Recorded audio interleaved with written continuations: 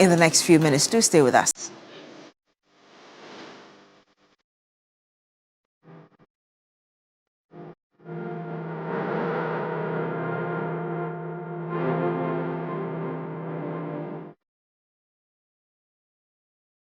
My name is Beatrice Edu. Thank you very much for joining us this morning. Now, effective the 25th of May, Ghana will deploy a free visa regime for all Africans entering the country in a bid to remove barriers and foster a unified African front. President John Mahama announced this during bilateral discussions with the Zimbabwean President Emmerson Mnangagwa at the Pediasi Lodge. A report by Komla Kluche. Respective ministers held bilateral discussions and had joint cooperation agreement. In their opening remarks, Emmerson Mnangagwa strongly criticized some Western countries in a no-holds-barred over economic sanctions.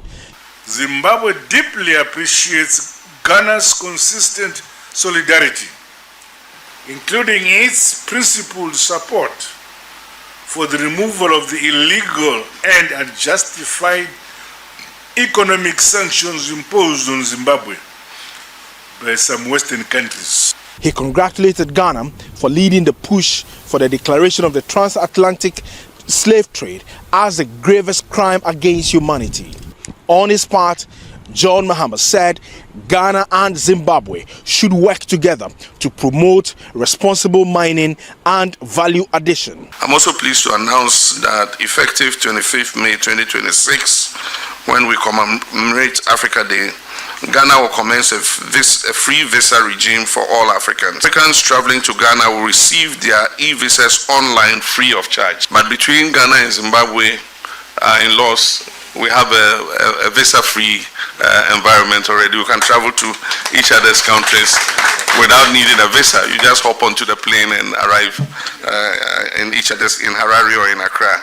He also said the two countries should explore tourism collaboration linking the Victoria Falls in Zimbabwe to Cape Coast Castle in Ghana to take advantage of their historical and natural attractions. The two countries later signed 10 bilateral agreements and the Memorandum of Understanding and political cooperation in areas such as sports, tourism, health and energy.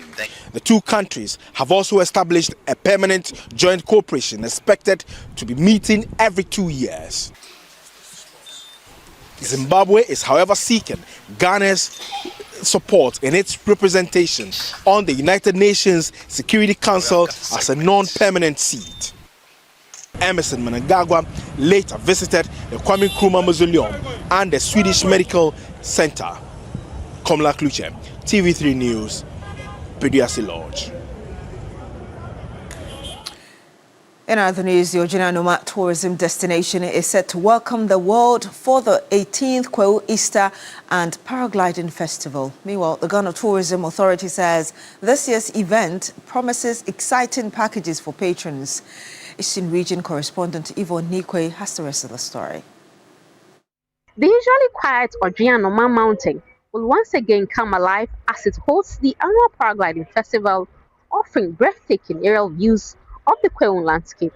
The Paragliding Festival was introduced in 2005 by the Ghana Tourism Authority to boost adventure tourism, and it has become a major highlight of the Kwahu Easter celebrations. Thousands of revelers are expected to throng the enclave, boasting local businesses and tourism.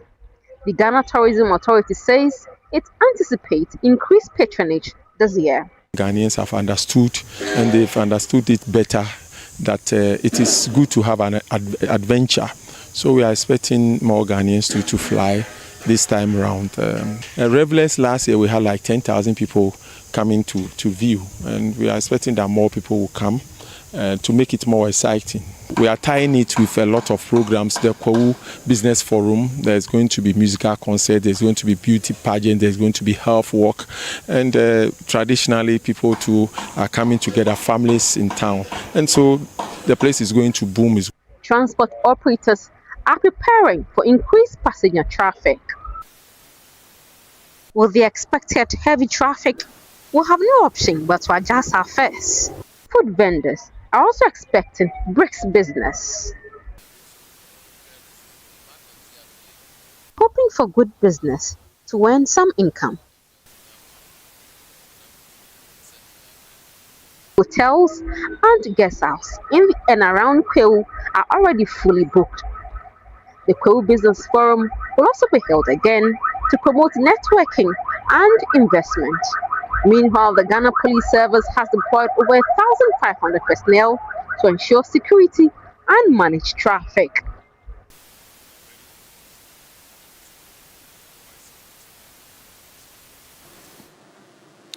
And we do apologize for the poor quality of the inserts in that report. But we stay a bit longer on this because organizers of the Kwahu Business Forum say they are expecting over 2,000 participants and exhibitors at this year's event. The event seeks to bring together business leaders and policymakers to explore investment and growth opportunities during the Easter festivities. And already there are reports of an oversubscription. Kolobudu has the rest of the story. Behind me is the Kwahu Convention Center. It was birthed out of last year's Kwahu Business Forum. And here is where all the events will be happening. Organizers say the significant patronage last year is expected to reflect even more this time around, and they're expecting high turnouts. Maximum. It's supposed to be 1,000, but we are currently trying to introduce new seating arrangements. That is not 200 seats to make it 1,200 because we've been oversubscribed, and the nature of the people calling you, the personalities involved, and very difficult to say. Yes, we have oversubscribed, so you cannot get. We spoke to some participants and exhibitors, and they've been sharing with us the expectations of this year's Kwahu Business Forum. By the end of the event, or before we leave here, we're able to connect with people from all crops of life and then also boom our business. That's the basic reason we are here. For us, particularly at UMB, it's going to be a forum for high impact visibility for us as well. We know that there's going to be a lot of networking, so that is important. Star Oil, as a significant player in the energy sector, we have taken it upon ourselves to be part of this forum to ensure that the energy issues are brought to bear for resolution. The President of the Republic of Ghana is expected to be part of this event on Friday, and as well a number of government ministers will be expected here at the center. The event organizers say beyond the networking, there are other programs lined up to ensure participants a full experience of the Kwahu Township. And we are 3 Business here will be bringing you updates and exclusive interviews on all that will be happening here at the Kwahu Business Forum. I am Michael Obudu for 3. Now, Transport Minister Joseph Boukary-Nikpe says the introduction of the Airport Infrastructure Development Charge is a strategic move to generate enough revenue to modernize Ghana's airports, hinting at plans for new airports to improve connectivity. He revealed ongoing engagement with transport operators to reach mutual conclusion on the intended fare hikes. Christian Yali reports as the Public Accounts Committee ends its hearing in Accra. The Airport Infrastructure Development Charge has been criticized by some, especially from the minority side, who are of the view that it smacks of insensitive government.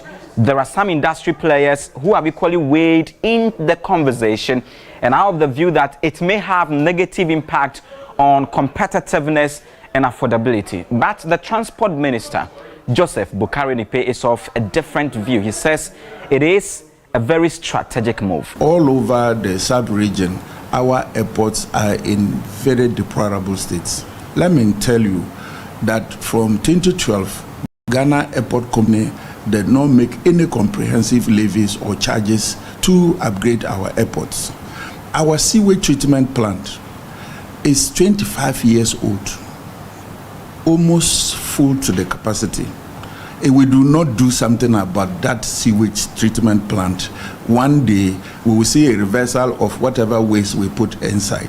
Our car park is too small to the point that the cars overflow to the streets and create a lot of traffic congestion. We are building a connecting concourse so that when you are within Terminal 3 and connecting to any other country, you just walk through the connecting concourse to Terminal 2 and you are able to access the airline you want to travel with. He says there are ongoing plans to construct new airports in Sunyani, Wa and Bolgatanga to improve connectivity across the sub-region. We cannot be the hub to aviation when our domestic aviation is not functional. We only have Accra Airport, Kumasi, Tamale, Wa and Sunyani. The runways are too short, and so jet engines or planes cannot fly to those areas. We are looking at how to serve our landlocked countries, Burkina Faso, Mali and Niger. They will all want to do business with us because they rely on our ports for all their imports and exports. And in the face of the threat by GPRTU and other transport operators to increase fares by at least 20% if government does not scrap certain taxes on petroleum products in 48 hours, the minister says there are ongoing engagements with the unions to ensure there is a mutually beneficial agreement or outcome on this matter. Either through this situation that we find ourselves in, you realize that all the fuel prices were going downwards. But what is happening in Iran from America and Israel is creating these issues for us. But the unions are cooperating, we are working together, and we will come out soon with our final decisions. The Public Accounts Committee has ended 8 hearings in Accra, with the chairperson recommending effective use of the gift mix system to ensure effective record keeping. Here is a situation where we have a system, that's the gift mix system, that can help us to a large extent to keep some of these documentation and records. But clearly we have seen that the technical people, the people who are responsible to feed the system with this information, are not doing what is expected of. Christian Yale brought us that report from Parliament. Now, in the wake of increased fuel prices attributed to the US and Israel war against Iran, some drivers are calling for a hike in transport fares. My colleague Grace Hamwajiman was at the Circle New Plant Station in Accra and brought us the following report. The National Petroleum Authority, NPA, has set a new minimum price floor for petroleum products for April 1, 2026 pricing window. Under the revised price floor, petrol has increased from 11 cedis 57 pesos to 13 cedis 30 pesos per litre, representing an increase of about 1 cedi 73 pesos. Diesel, on the other hand, recorded the biggest hike, rising from 14 cedis 35 pesos a litre to 17 cedis 10 pesos. This spike indicates that over the last 2 weeks, the price floor has gone up by 2 cedis 75 pesos. For some drivers, this is taking a toll on their pockets. It's a fool, in fact, yeah, brepa. Obaya Juma Pon, what is carrying out to fuel? Cafes, Nikefri, Akokumase, Kautimito fuel. Buying fuel has become a struggle. Previously, one could buy 30 liters and it would take you to Kumasi. Now, 40 liters wouldn't even take you half the journey. 5 liters. They say you want to me 600, 6 million and shooty. And the fuel and the slab buying say. I bought fuel worth 600 cedis, but I did not see any improvement in the fuel gauge. The government should intervene because we are really suffering. Transport fare increments are not only hinged on fuel price increases. Spare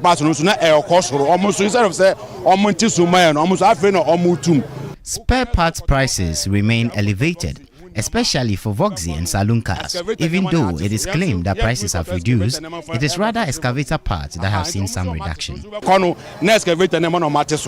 Deputy Director of Communications at the GPRTU, Stephen Amwa, says the union is yet to decide on whether to increase fares. Passengers who will most likely be affected are calling for government intervention. It's not a good feeling, but I'm sure the government has a good reason for doing that. We all know what's going on around the world. So I really hope the government would put a good measures in place as with the passengers. Personally, I'm willing to compromise with the government, but he shouldn't disappoint us going further forward.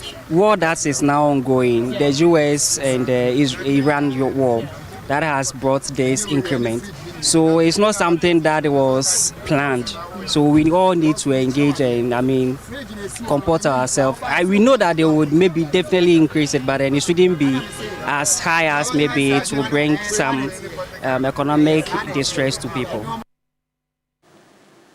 Meanwhile, the Transport Minister, Joseph Bukari-Nikpe, has announced ongoing engagement with various transport unions to reach a mutually beneficial outcome following rising fuel prices.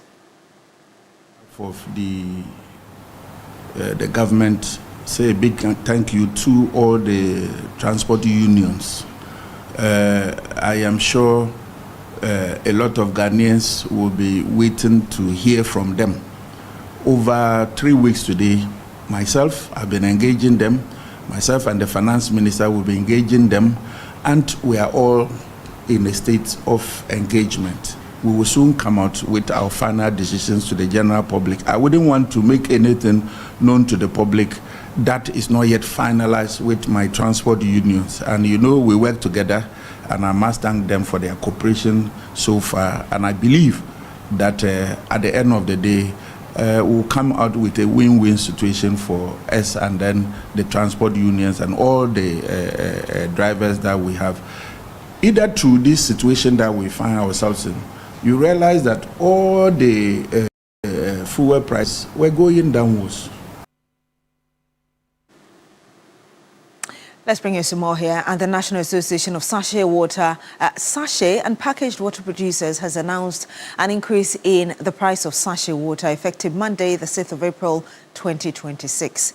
The association explains that a global shortage of polymers coupled with rising production costs linked to the ongoing conflict in Iran has forced manufacturers to adjust prices. Frederick Kunzo-Tiani has been speaking to some key players and reports. This sachet of water, commonly called pure water, is something many of us buy without thinking twice. But it could soon go up. What used to be the cheapest and most accessible way of staying hydrated is now under pressure. Producers are warning of a possible increment, blaming fuel price and expensive raw materials. Under the new pricing structure, ex-factory price is set at 8 cedis per bag of 30 sachets, which is the 500 milliliter. Extract price is 10 cedis per bag of 30 sachets. Maximum retail price is 15 cedis per bag of 30 sachets.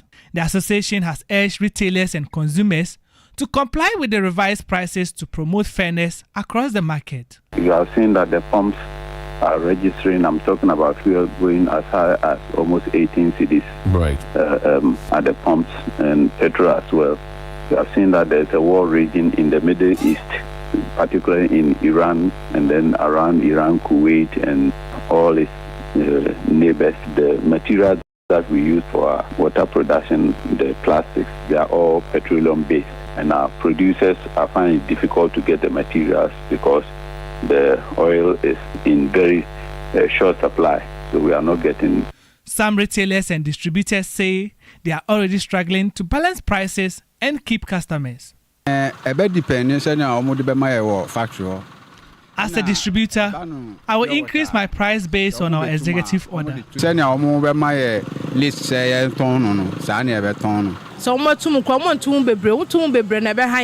Even if they are to increase it, it should not be too much, otherwise it will affect our business.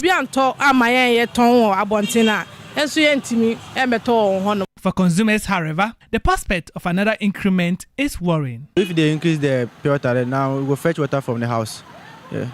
Because pure water from 10 cedis to 15 cedis for one bag, is too much. The 50% safe crowd we can buy. Then they want to increase it. No, we can't do that. As for me, why should I buy pure water for like 1 cedi? No, I'm not sure. So if you don't buy for 1 cedi, what will you do? And then I'll starve myself. It appears the US-Israel-Iran war is affecting almost every facet of life. The sooner it ends, the better for all of us. Frederick Kunzo-Tiani, TV3 News, Accra. Now, a historic and transformative global event has taken place in Accra aimed at reawakening the minds of Africans and those in the diaspora. co-founder of the Pan-African Diplomatic Commission, Dr. Angela Harris Wahid Musa, urged Africans to reorient their thinking about people of African extraction from around the world. The global movement is a visionary initiative centered on intellectual empowerment, divine alignment, and the restoration of rightful authority within individuals and nations. The landmark occasion brought together diplomats, educators, youth, and international guests. 2 individuals, including Dr. Harris Wahid and Sovereign King Professor Dr. Wahid Musa, pioneered the transformative system rooted in Wahidism and brain absorbency, a curriculum designed to strengthen cognitive development, enhance knowledge retention, and empower individuals to walk in purpose and authority. We poured into our children with our Wahidism and our brain absorbency model through our school, the Humanity Intellectual Academy. With that, we pour in intellect, we pour in kingdom leadership and righteous leadership, knowing that the end result is that the intellect of our youth is what's really going to raise Africa, because there are now leaders. The brain absorbency model is what, when we teach them, and everything that we teach them, they remember right in their brain and then they recite it. A Guinness record cultural painter Sharon Didipadi also observed that mental slavery is still going on in the areas of education and culture. In our educational sector, our clothing, our food, even our gestures and our way of behavior, we are still colonized in our minds. And this is something we need to set ourselves free from. We need to unshackle ourselves from those chains of the colonial masters. They are not physically here with us, but mentally they are still with us. Let's preserve our culture and let's preserve what has been laid down by our forefathers for us. The event also sets the stage for the Emergers Humanity International Conference scheduled for June 11. And that's all for News Morning here on New Day on TV3. My name is Beatrice. Thank you very much for staying with us on the program. Do continue with us on New Day. Happy holiday.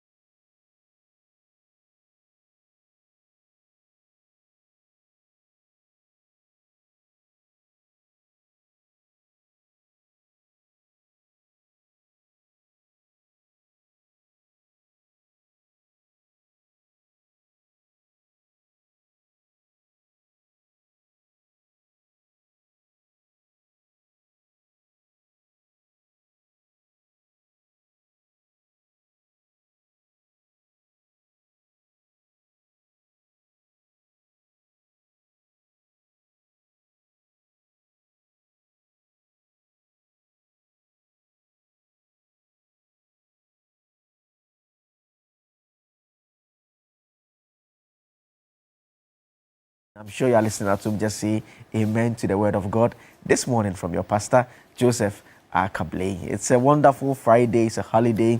Relaxed at home. There's a lot to talk about. This morning, we'll talk about the issues surrounding the pure water, sachet water. We understand its prices going up. That will be taking place in this morning segment. You have the opportunity to call into this segment and share your views with us. How should we mark tourism around this period? Is also another thing that we'll be looking at. I already made reference to what is taking place in Kwahu and what is taking place with the Gomwa Carnival being led by the Member of Parliament for that particular area as well. We'd also have some goodies for you. We are going to give 5,000 to 2 individuals or as part of our cash out today on the show. We'd also have the opportunity to give 10,000 to 1 person. And so it's an amazing way of making some good money on a Friday, which is a holiday. You see, and the point being that we are in the very first week in April. So it's a new month. And all you have to do is by dialing *439#, you choose your favorite platform and you get to participate in this, which is option 3 this time around, option 3. So just *439#, option 8 to participate in this special jackpot that is taking place. 5,000 cedis for 2 individuals, 10,000 cedis for 1 other person. And I know someone who would want to win, but you see, you need to get your phone if you want to win. If you want to win, you have to get your phone. And she's laughing. You have to get your phone. Beatrice, good morning to you. It's good to see you. Good morning. As always, looking lovely as always. Is that Joy Boy? Oh, I got it wrong this time. It's not Joy Boy. Okay, it's Chic by Siba. Oh, Chic by Siba. Yes. She's in East Legon on the Labaulation Road. Thank you. Should I tell what I love about it? Tell me. Also, the design, it looks quite African, but it has a bit of foreign look to it. Then the sides have a bit of smoke on the side there, like fugu, right? Yeah. In between two. Yeah. Then it has a bit of when we were kids we say shiny, shiny, shiny, shiny. In between bling, there. bling. It all matches beautifully. Yeah. Yeah, I should be picking Beatrice. I was surprised when you were picking me when I was talking about what she was wearing. Yeah, but that's it. Yeah, it's a good lovely. Friday, isn't it? Thanks to Chic. Chic by Siba in East Legon. Yeah, Chic on by the Siba Labaulation Road. For the lovely outfit. Yeah, I'm doing GTP, our partners GTB, and as usual, I just took the GTP and I handed it over to Master Ali, my favorite. Master Ali. Master Ali, my favorite tailor on earth. He's at Ashoman Estates. Those of you who know Ashoman Estates, not far from the former MP's residence, where you have the Which Moody's one, the pharmacy. MPs? The former MP, Ajwa Safu. Okay. Yeah, not far from her residence, where nice. you have the Moody's pharmacy. He's just down there, the first shop. You just go there. Just whatever material you just have, just give it to him. He's going to do magic with it. Unless you are particular about design. One of the reasons you chose Master Ali is because of the political zone. Oh, not at all. You're forcing me to say that I live in that area. Yes, I do. I live in that constituency. Yeah. I live in the Domin. But I think he's good. I like how he played with the designs and the material. It's nice. I think that I just don't like talking about. I struggle to negotiate. When I go to the barbers, I don't want to now explain to you how I should cut my hair. So when you are someone who figures it out for me, you become my guy. So like I've been cutting my hair at the same place for like 8 years. Oh wow. The same guy actually. And he doesn't come on Mondays, so I can't cut my hair on Mondays. But you know, there's this proverb they say, I hope I get it correctly. It says, so But how is that possible? The difference is that okay. Yes, I don't have to say anything again. I just go sit down and he does. And that's the same thing with Master Ali as well. Okay. I just give it a material and he does magic with it. Makes sense. And so that's what we've been working with, yeah. But I mean, it's Easter. What are your reflections around this period?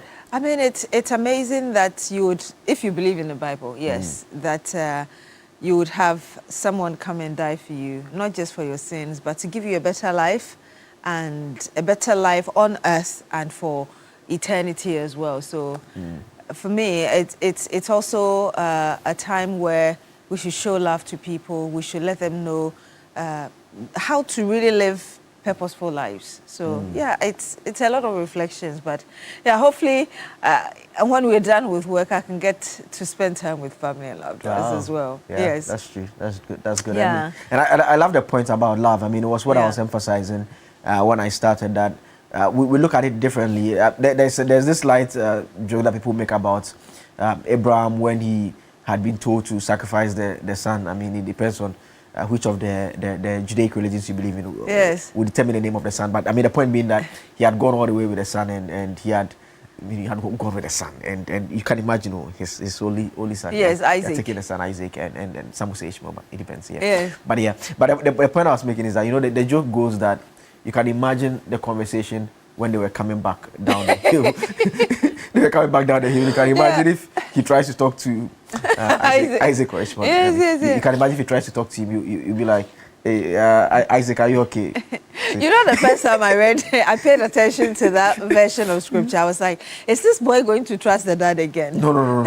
Well, next time when the dad tells him we are going somewhere, you ask him that, has God called you again? Has God called you again? He wants to be very sure. But I mean, that shows the extent of the ultimate sacrifice. And to think that in the context of our religion, I mean, the two of us are Christian, the context of God's only son coming down on the earth to become a part of us, live amongst us for so long, just waiting to be punished, be crucified, basically, in such a manner as the ultimate sacrifice, and give us an entire new dispensation of grace and everything. So it's ultimate love. It's a means of that expression of love. And I know that around this period, many years ago, the only thing that we could remember was the Easter conventions. By this time around, and the Palm Sunday, and I remember when I was a kid, I actually attended a Catholic school, a primary school, and I remember they used to make us go to school on Friday carrying the kind of simulating the cross, and it was a very yes. I think they used to, when I used to live at Kaswa, there used to be a Catholic church that they used to do a procession, and it always had someone with the cross sort of and moving with it in the area. So it's been I don't know whether they still do that. I think they may be doing that in some areas. I think Orthodox churches still do that, but charismatic churches, I'm not too sure. And then on Saturday, you're going to look for your palm branches, right? And then that's what you call the Palm Sunday. You go with them, and I don't see churches in the capital city do that. I mean, the charismatic churches, but we used to do that when I was a kid. It's a lot of love. It's a lot of love. But I mean, within this period too, in terms of the issues that are surrounding, are making waves by way of conversation. I made reference to the sachet water, which I'm not too excited about. Is going up. It's going to be 15 cedis a bag. Currently, I buy it for 9 cedis, 50 pesos in some places, but generally, a lot of places you get it for 10 cedis. That's an extra 5 cedis or extra 5 cedis, 50 pesos. I may not have a problem, but really, I feel that it looks like people are taking advantage of what's happening and using them as an excuse to, and that's not to undermine whatever challenges the industry, those who are producing sachet water, may be facing, but I feel that people are taking advantage of this and just wanting to increase prices because they think they have to. In fact, the producers, I mean, the association, they have made reference to, they say naphtha. And naphtha is used to make the polymers, and it's a product that is obtained from crude. And so their argument is that due to the war that is taking place and its impact on petroleum products, it means that they are unable to get the naphtha, which is used to do the polymer. The polymer is the thin sheet that is used for the covering for a bag of water that we know it to be. I haven't bought some in a bit. I do buy some. I think I bought some like 2 months ago. So what water do you drink? No, I drink bottled water. I drink the bottled water, but what I do with it is that I have a filter. So when I buy them, I put it in a filter. A lot of them in a filter, just to be double sure about the quality. So I drink that, and I add it also with the bottled water as well. And I do a lot of ice cubes too, lots of ice cubes because of some of the things that of those people who chew ice. I've moved from, I've successfully graduated from chewing ice. Used to be a while, but I've graduated. But yeah, I do a lot of ice depending on what you are drinking. Maybe it's a juice or something else. So that's what we also use for that as well. And so would all be affected. I think the last time I bought it, it should have been 10 cedis. And what they've done now, we understand that they are fixing the factory price at 8 cedis. So there's the potential that the maximum price will be 15 cedis. Yes, because it goes through a process. After the factory, you go to retail, the transportation, all of that. Yes, and now the single bag now, and from one of the gentlemen you heard on and he said was 50 pesos. No, he said 1 cedi. No, that's the anticipated price, yes. Because now it's 50 pesos. It may go to 1 cedi. You know the thing with we've been doing with the let me just call it pure water. It's pure water, that's what we all call it. The thing we do with the pure water is that we try to make it easier. The change. Yes. You know, so eventually you go to 1 cedi. Exactly. Because if it is, let's say 70 pesos, and the person doesn't have 30 pesos change, are you going to stay in the traffic because? Exactly. Because it is mainly so in traffic really. That's when you just say pure tobacco, then you just you give her 1 cedi, you give 50 pesos change. So now you're if it becomes, guilty. You buy from the street. that's what I mean.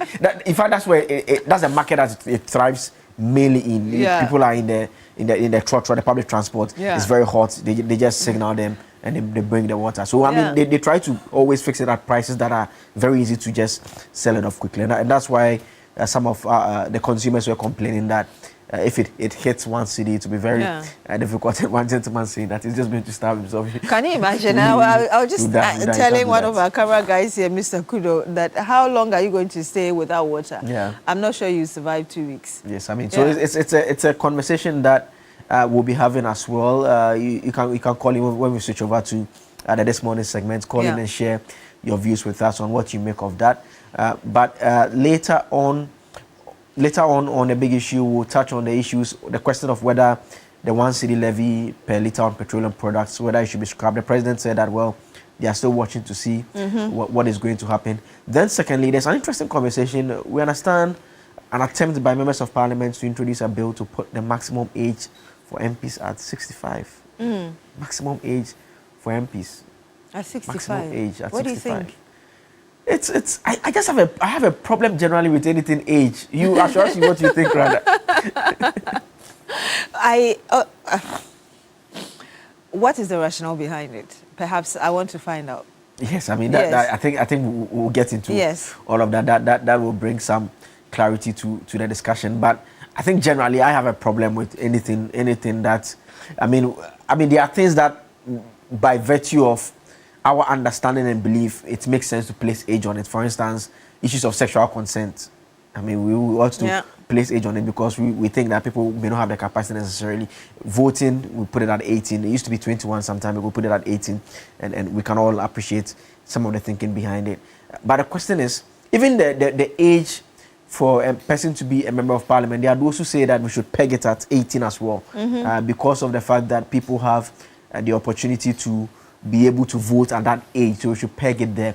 Then the question also becomes that, well, with the presidency as well, if someone can vote for a president at 18, why can't he be president at 18 and he must cross the 40s before he's able to contest? I think it was one of the controversial things that the Professor H. Kwesi Prempe's team had to look at when they were reviewing the constitution. Absolutely. Eventually they brought it down, right? From 40 to 30 something. I would have to double check. I would have to double check on that. I mean, but then the other on the flip side though would be that for the presidency, we've generally had our presidents. I mean, if you take out Nkrumah and Rawlings, in terms of our democratically elected president, you virtually have had everyone to be mid-50 and above. Mid-50 and above. In fact, there was a period that we were doing between the 60s plus.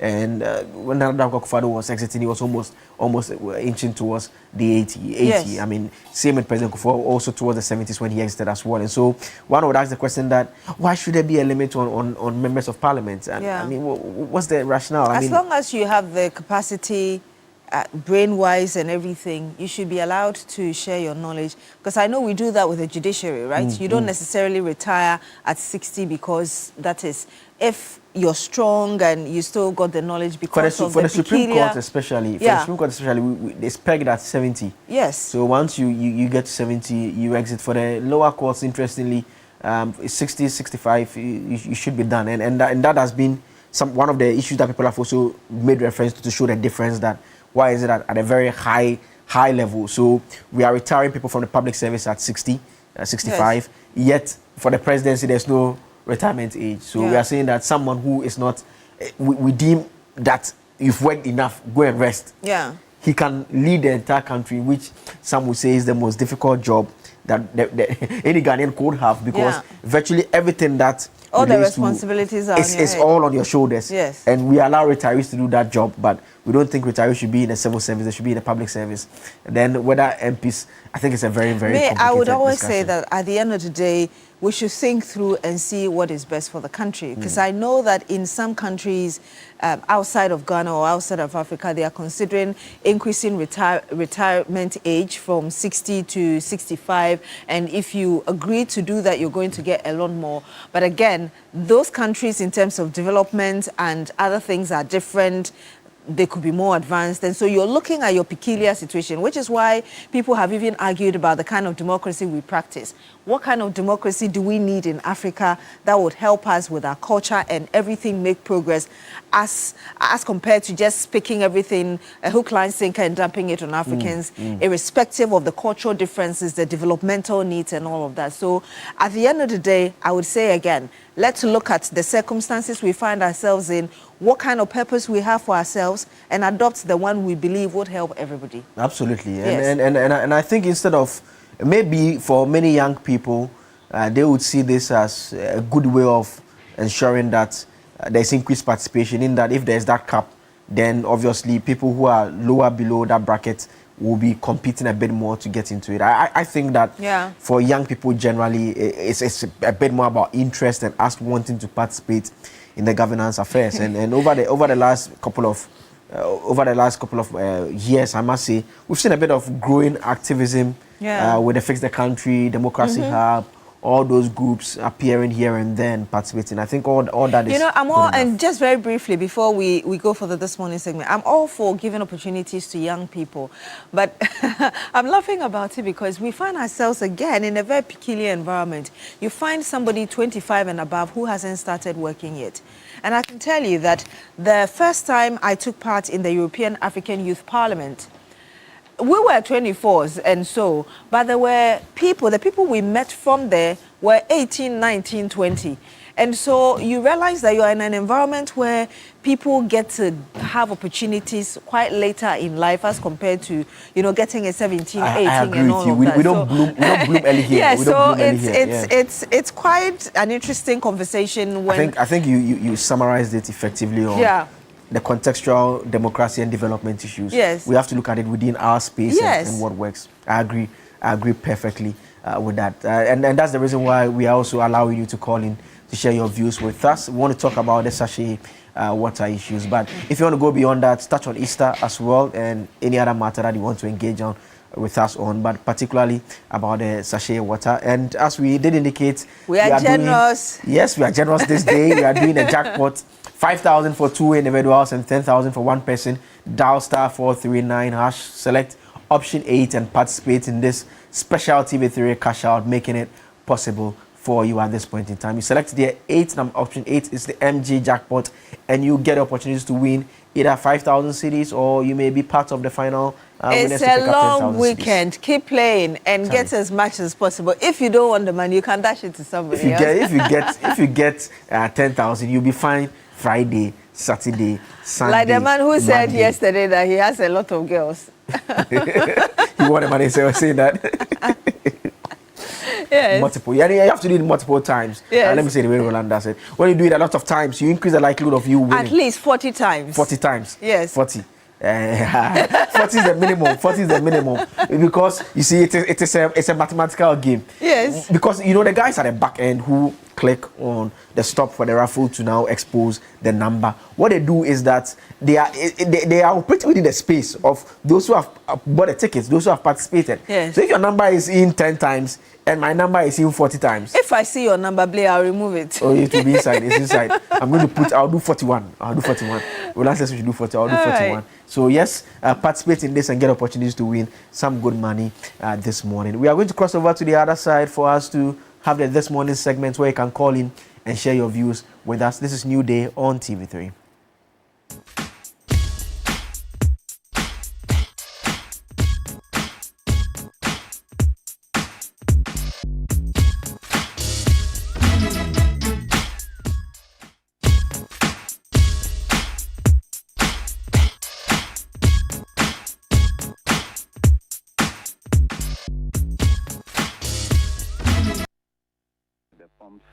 Are registering. I'm talking about fuel going as high as almost 18 cedis. Right. At the pumps and petrol as well. We have seen that there's a war raging in the Middle East, particularly in Iran and then around Iran, Kuwait, and all its neighbors. The materials that we use for our water production, the plastics, they are all petroleum-based. And our producers are finding it difficult to get the materials because the oil is in very short supply, so we are not getting. As a distributor, I will increase my price based on our executive order.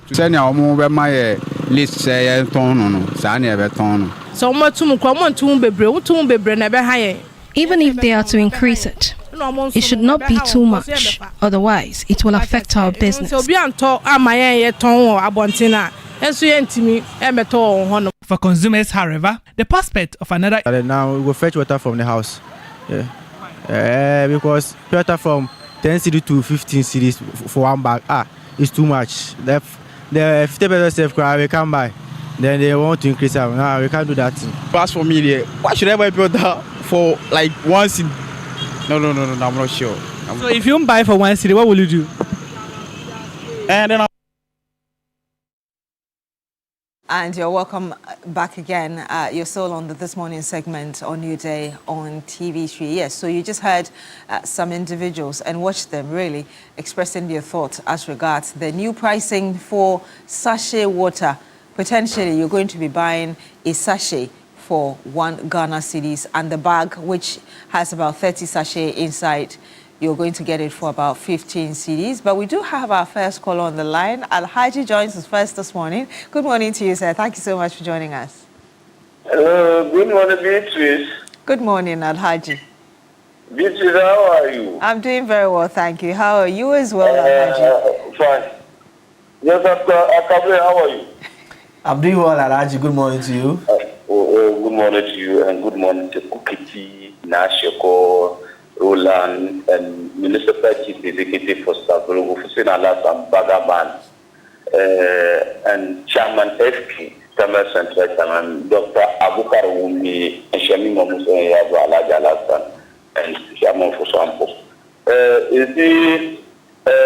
Beatrice, yes, do you know something? Some people want to sabotage the government. Because let's ask ourselves a question. If the thinking that on the shift and they will want to increase the water prices, for what reason? Because of the petrol go up. Let's ask ourselves a question. With the time and they have increased the price, petrol and diesel went to 24 Ghana cedis per liter, and petrol is 18 Ghana cedis thereabout, and they increased the prices. The petrol price did not go to that level. And what are we want to increase the price? We need to enforce the law. Each and every person who is ready to increase the price, we need to deal with that person. So president should form the security. Each and any person who cannot sell it affordable, that person need to stop. Simple. Because we can't sit down and look you people. When the petrol price come down, 9 cedis per liter, they did come out to reduce the prices. They did come out to reduce the prices. What kind of stupidity is that? We need to understand how we will do our things. We should come out to doing things by heart like this. So I think when you see in social media and people keep on posting it, sachet water, you want to increase the price. Nobody has the right to increase anything in this country. If you can, stop it. May God bless our homeland Ghana and make our nation progress and strong. Thank you very much. Thank you very much as well, Alhaji, for calling us, and God bless you too. We do have Asani from Wali Wali. Good morning to you, sir. Thank you for joining us. Happy holiday. Yes. Good morning, Madam Beatrice. And then Akable, how are you? We are doing well. Thank you. Okay, I have a case that I want to engage you, but I don't have money. I mean Akable, so I want you to do it pro bono for me because I don't have money. So later on I will see you, so I will discuss about that one. Yes, you can text me on either. You can text me down. I'm being told to tell you that you have to participate in cash out. When you win the money, then you come and contract me. But you can hold on. You can hold on and pick my contact from the producers when you are done talking, or get in touch on social media. Okay. So after that, I'll hold on. But I want to wish all my Christian friends a happy Easter, and then to urge them that they should celebrate in moderation. We love them. We want to see them after the event. Yes, having said that, I think that people really want to take advantage of what is happening in the Middle East. In fact, to cripple the poor people in this country, especially the rich ones. They want to, get more richer, and then once they live with the poor, more poorer. Other than that, some of the reasons that they are giving that they want to increase the sachet water, I think it's not reasonable at all. It's not, especially the margin that they are talking about. What are they talking about? When people are even saying that most of them produce this water under poor hygienic conditions. So it is not surprising that today you go to the hospitals, we have a lot of cases of what we call typhoid, and then all water-related diseases because their water is produced under what? Unhygienic conditions. So I think that is where the Ghana Standard Authority or the Ghana Food this will have to come in and then supervise them because they are causing health conditions for some of us, which is not good at all. So that is what they need to be looking at. But you cannot just wake up and say that, we want to increase price. You understand, to 15 Ghana cedis and all that. I think that is not good at all. And then I also want to call on the government that, look, they have to check on the activities of some of these people because they want to take advantage of the situation, which is not good at all. And I want to also appeal to the people, especially the North, that look, we have to go back to the olden days. We used to have forks where we also go to the wells and then fetch our water and put it there. I think that we will go back and be doing those things. And then those who are going out, you can even find your own bottles, fill them with water, so that when you go out, you'll be drinking, so that they will not, make us to suffer the way they are thinking. We are not going to control to what they want to do to us. So I want to greet my people in Wali Wali and then wish them happy Easter. Thank you very much. Thank you so much, Sani from Wali Wali. And we do have another, yes, thank you so much. We do have another caller also from Wali Wali. Please tell us your name and what you've got on your mind, sir. Good morning. Good morning, sir. Benjamin. Benjamin, okay. Yes, sir. You're welcome to the show. Thank you. Please, I want to talk about the retirement age, employment age and others. You mentioned that you attended a summit which you were around 24 and the rest were 18, 20 days. In Ghana, people are 35, 37 with certificates and still applying for jobs. At what age will they be employed? And how many years will they work before they go on retirement? And we pretend like we don't know of these realities. If you do a survey now, those with certificates have more than 30 years and above and still applying and not getting. And people who are above 60 are given contracts. They are re-engaging. When you are there, and when you get experience, did they get a wake up or were they born with the experience to fit in those offices? Yeah. So it's something that we know the truth and we're pretending dancing around the clock and just doing hide and seek activity in Ghana. The other thing has to do with the sachet water company. Yes, you can increase your prices, but at least look at your consumers as well. And on top of the hygienic nature of the sachet water, now I just said we are only bargaining. Most people are doing bargaining, not purification. Food and Drug Board, I can think that in this country we have two problems. One, food food and transport is one of our major problems. 2, the telecom. Then 3, NDP. So these are the troubles that we have. Food and transport, you can see a little that food and transport approved. But when you go to the environment where they produce this water, it's not hygienic, to be honest with you. You get all the processes are dirty, they can't that. So, and food and transport will only wait for people to come to the office. As somebody comes to the office, to pay money to you because that is working. And you don't walk to the site, you will pay money to you. Just of late, you see that there are some, it's a bottle or what, they go around selling some drinks and bottles. That thing has been there for long. Nobody is talking about it. You ask them what is it meant for? That is for cleaning of the house. When you pour that drink on this takeaway rubber, you see the kind of fire is there. And nobody is talking about it. We make complaints and nobody will mind you. Simply because those that will go around to attack or to collect money from, or to dispatch, they just can't see the money. And matter is closed.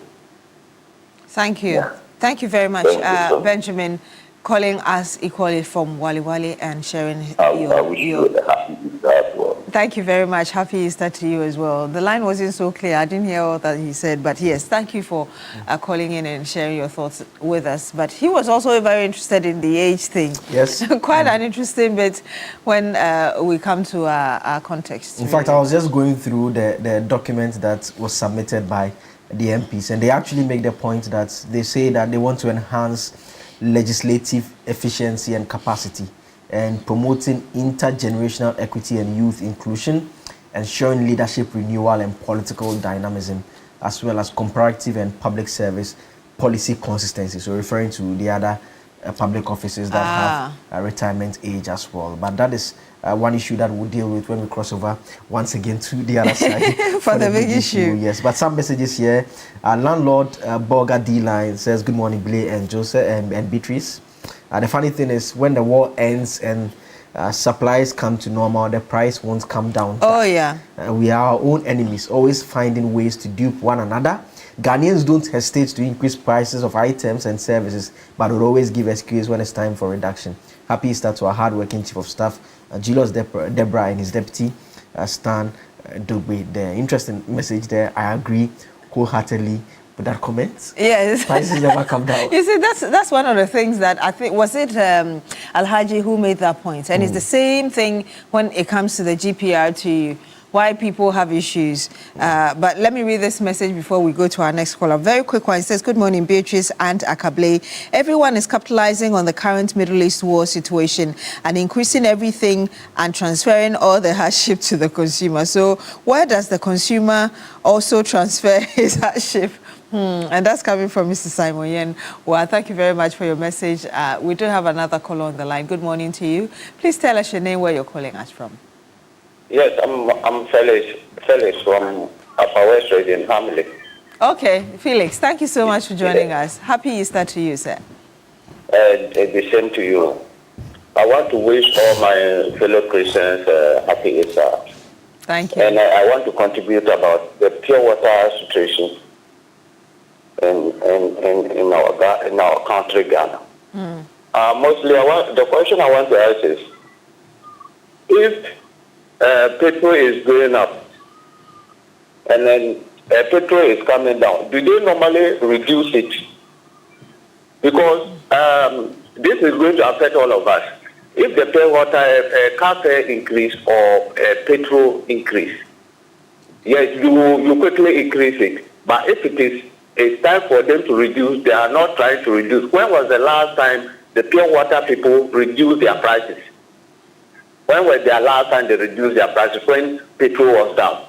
So this is going to be a headache for all of us. We are pleading to the government that they should contact these people and stop them. If not, they are the people who are trying to sabotage the government and the rest of the people. This is a political, I would say it's a political terrain. That's what they are doing. They should stop it. It's not going to help any of us. Thank you. Thank you very much. And that was the point the Sani was making, and we equally talked about that. They won't reduce the price when things are down or prices of things are down, but they are always eager to increase the prices. But we were showing you earlier, really, the old prices and the current ones, and what you're actually expected to pay. So the old sachet water prices, ex-factory price was 6 cedis per bag of 30 sachet, 500 mils. Ex-truck price, so that's the transportation bit, 8 cedis per bag of 30 sachet. And the maximum retail price was 12 cedis per bag of 30 sachet. Now, that is going to increase. So new proposed increment starting from the 6th of April will be ex-factory price set at 8 Ghana cedis per bag of 30 sachet. Now, ex-truck price is expected to go up to 10 Ghana cedis per bag of 30 sachet.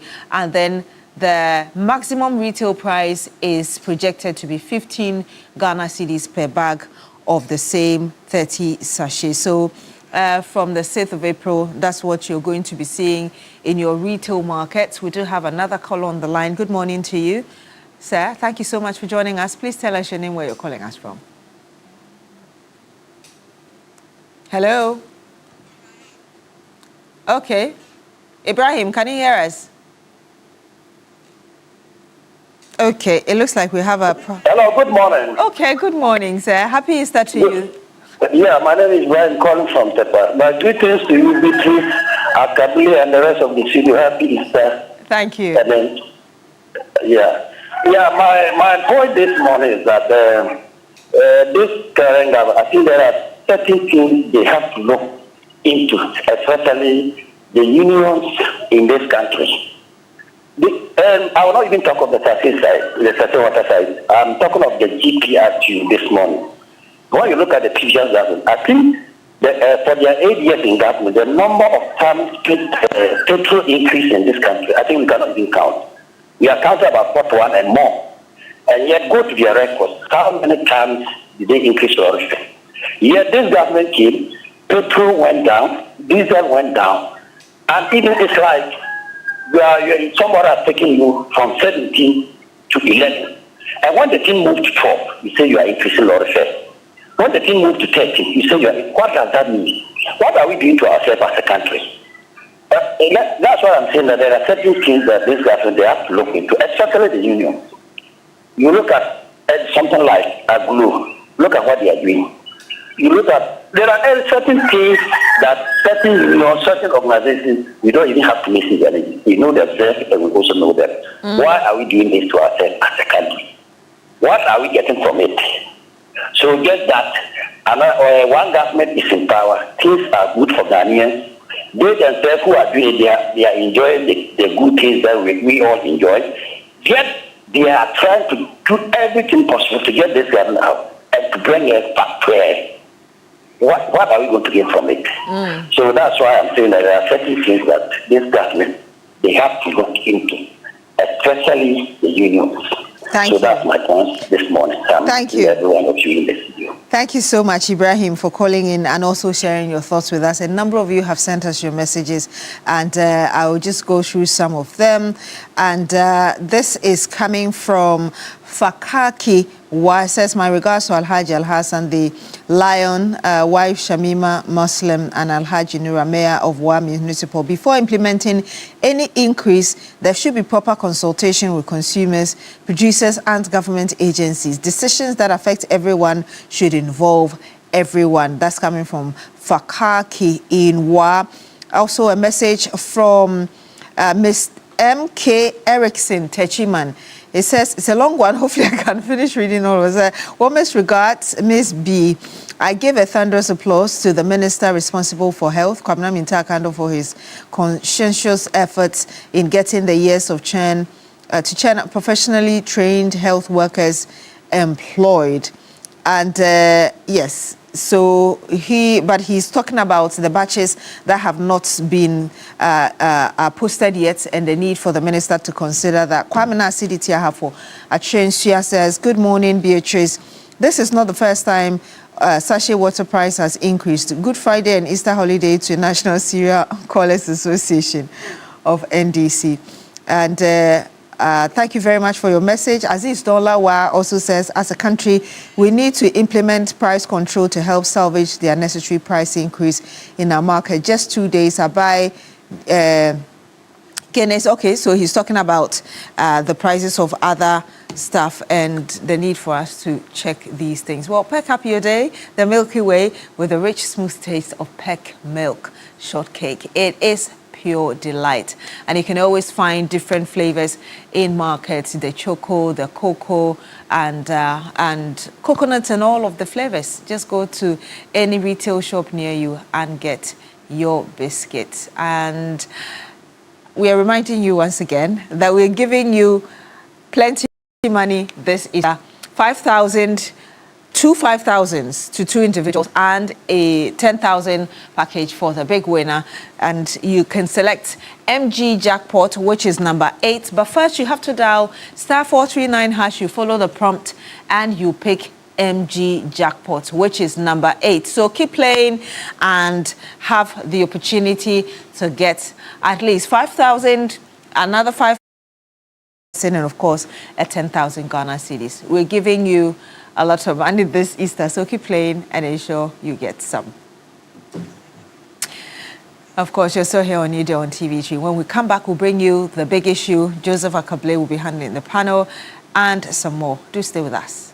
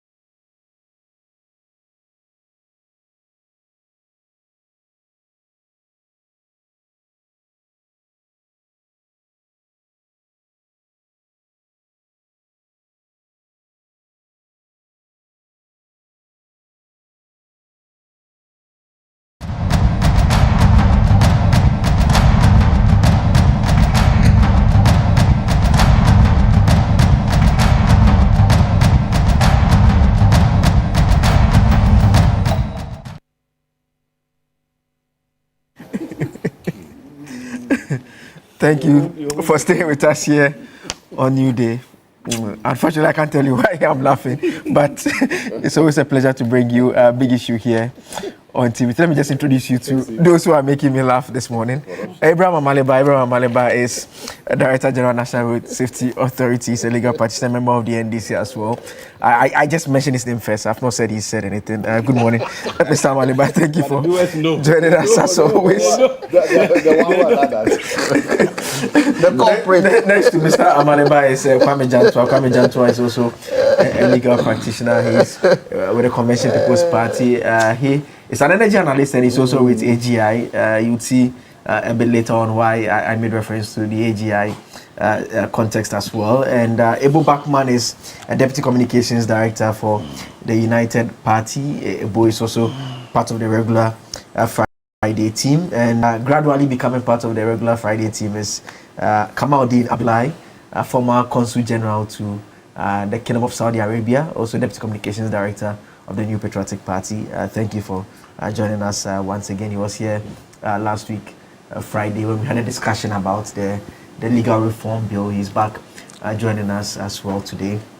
There are two interesting issues that we'll be dealing with this morning. The first has to do with AGI pushing for the cancellation of the 1 cedi fuel levy. And the question that is being asked is, what will be the implication? It's actually 1 cedi per litre of fuel, and we know that it's one of the means that government is raising revenue, particularly to deal with issues relative to the energy sector. We know it's a sector that was plagued with debt for so long, and this outcome when the law went to Parliament, the minority MPs categorized it as the Dumso levy because of what government had indicated they wanted to do with it. And it was at the time that petroleum prices had gone down significantly.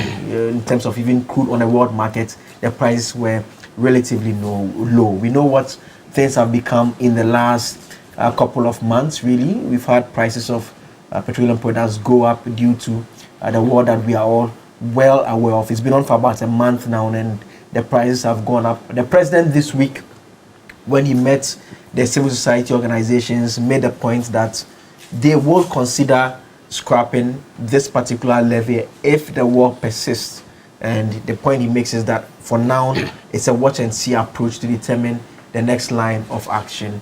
On Wednesday, when we had, when I moderated, we had the National Petroleum Authority CEO join us in the studio here, right here. He also did make the point that from their end, they subscribe to the position of the president, obviously, and also beyond that, it's critical that as it stands now, if not for the issues surrounding the dollar being the dollar and the cedi being relatively stable, would have meant that the prices would have gone off the roof. But they are still within the range where they can keep things as they are, and they don't consider it necessary for scrapping now. But AGI holds a different view. They think that it should be scrapped completely. Maybe I should start.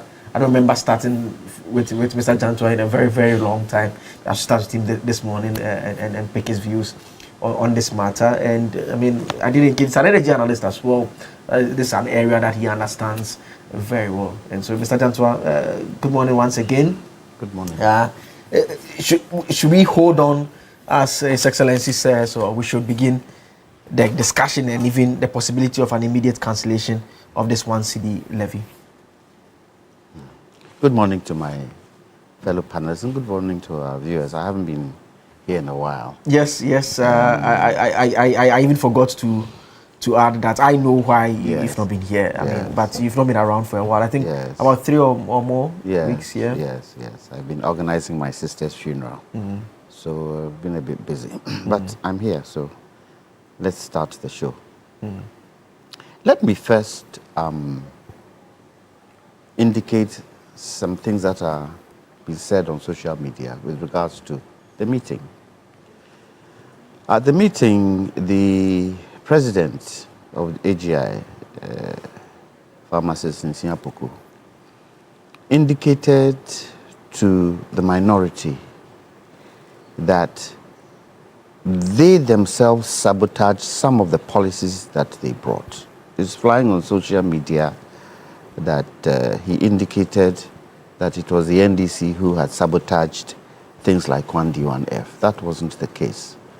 He actually said to them that some of the policies that you brought out that were good, that you started with, you weren't able to implement because you yourself sabotaged some of those. And he gave an example of the one district, one factory, and the way it wasn't, they weren't able to do it. And then the question of the one district, one factory came up in terms of this government indicating that they were scrapping one district, one factory.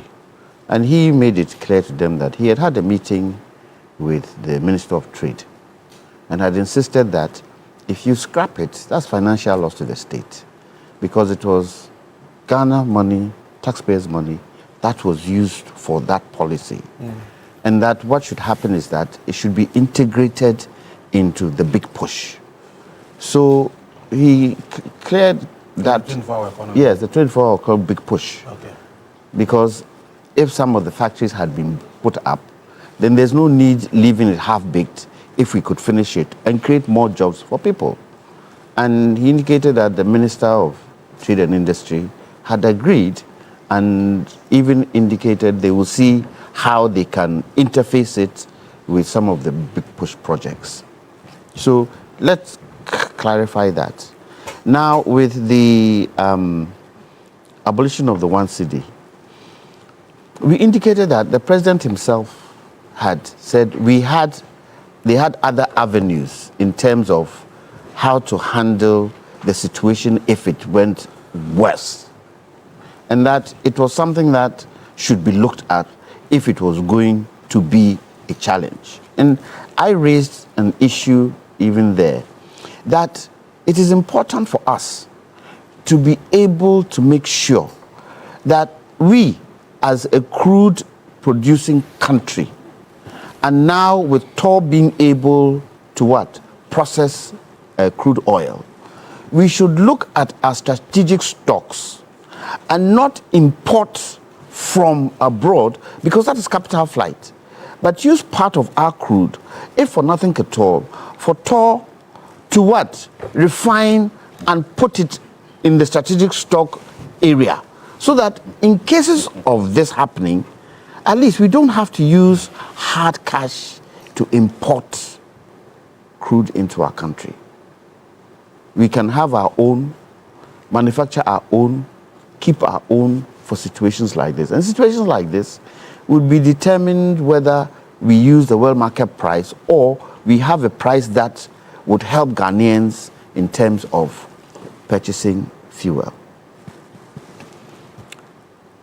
I don't think AGI, in the way we put it, are looking for an immediate cut of the one cedi, because reasons were given why that one cedi tariff was put in there, or the one cedi tax was put in there. And what the AGI president was saying, that, as the president said, if it gets worse, then yes, it is one area we can look at and suspend for a while. Look, the state at which the economy was when this government came in was atrocious. Was atrocious. Look, the MPP did what they could. Let's face it. They did what they could. They gave us their best. And unfortunately, their best put the country in a challenging situation. Very challenging situation. So this government came in, so far as we can see on the AGI, they came in, they had to do things quickly to help bring some of the challenges down. Now, bear in mind that the challenge with the fuel today really has not got much to do with the exchange rates and the cedi. It's got to do more with what is happening around the world. And if that is the case, then the hope is that if it so happens that this conflict can be ended early, then things can stabilize. We shouldn't take what the AGI said, that we should abolish the one cedi, as something that they are campaigning that one cedi should be abolished. Government knows why they have put that tariff in. Government knows what is in the coffers to run this economy. And maybe going forward, once the economy has stabilized to a certain point, that tariff can be taken off. Maybe. Now, when you look at the cost build-up of petrol, there are quite a lot of things in there that can be looked at. And that's one of the points I made. Let's look at the cost build-up where petrol is concerned and see whether we can reduce some of the tariffs in there to bring the cost of fuel down. But it's not a question of AGI saying that we should, by force, government should take the 1 cedi off. Because is it not doing a good? What is the 1 cedi for? Why did government put it in there? They put it in there for a reason, didn't they? To be able to handle certain areas of the economy.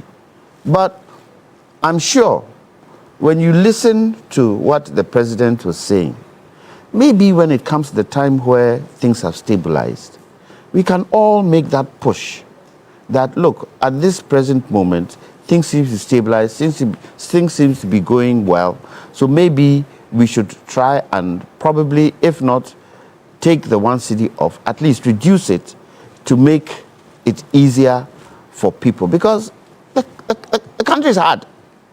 Nobody would tell you. The country is difficult. But you see, we tend to have short minds. Because when this new government came in, some of us said, between 2025, 2026, 2027, because of some of the things that we need to pay for, because of the lack of adequate financing in the system, things are going to be difficult. We said it. And for me, I say to Ghanaians that let's give it time. And we've seen quite a lot of things changing. Inflation is down 3.2%. The cedi stabilized. Yes, the little, what do you call it, in.